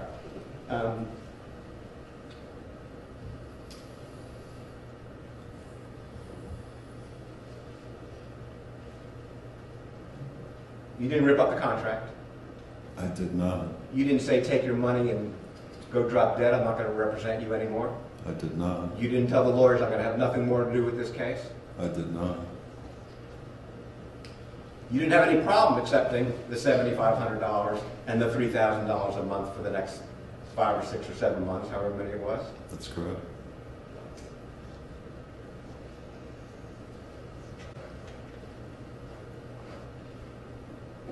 Did you tell him? I think you told Mr. Rucker. I sent a text to Paul Howard, you talked about this, and there was no answer. You told him that he was disappointed, wasn't he? Yes. But he continued to pay you, or the estate paid you, you continued to get the $3,000 a month, correct? Correct. And the first time it comes to light is approximately a year later, correct? At Mary Mac's restaurant. Correct. Paul Howard calls you, right? And Yes. says, let's go have lunch at Mary Mac's. Yes. Is that a common place that you all would go for lunch? It's a common place that he goes for. And you said to Mr. Rucker just now, that's the first opportunity you had to talk to him? Opportunity to talk to Mr. Howard? Yeah, that's what you told Mr. Rucker a minute ago. I don't know that it was necessarily the first opportunity. It was just the first time that we talked since I worked on the McIver case. You could have called him any time for 12 months if you had something that you needed to tell him, as opposed to just doing some lobbying or discussions, right? No, I don't believe so. I think that Mr. Howard was under the impression that I was working on this case and was not willing to talk to me for that length of time If that you I was wanted- engaged. If you wanted, I'm sorry, if you wanted to report your,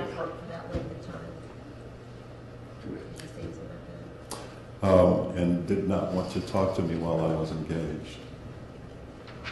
if you wanted to report your impression, you could have called him.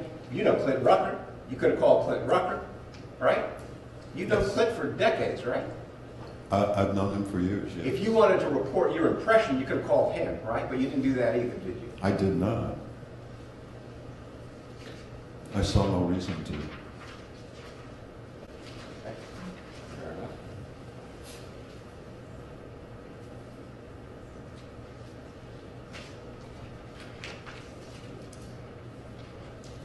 Right.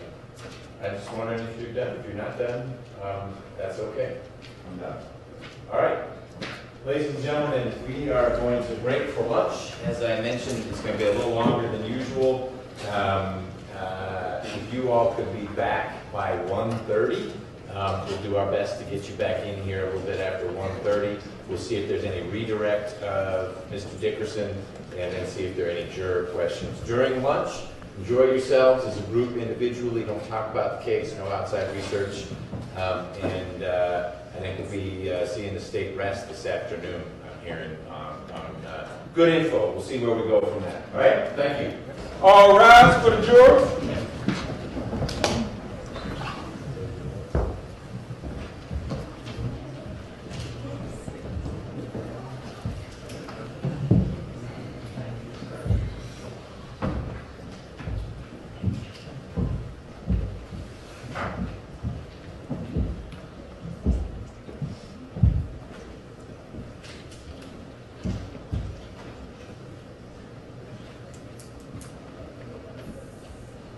I'm sorry we're going to delay you a little bit longer, but we do need you to be back here at 1:30. Between now and then, please don't talk about your testimony with anyone. We'll see you back right around there, around 1:30. Thank you. See you guys at 1:30. Yes. If you are not court staff, we ask that you go ahead and leave the courtroom for us now, please. We will open the courtroom back up at 1:20.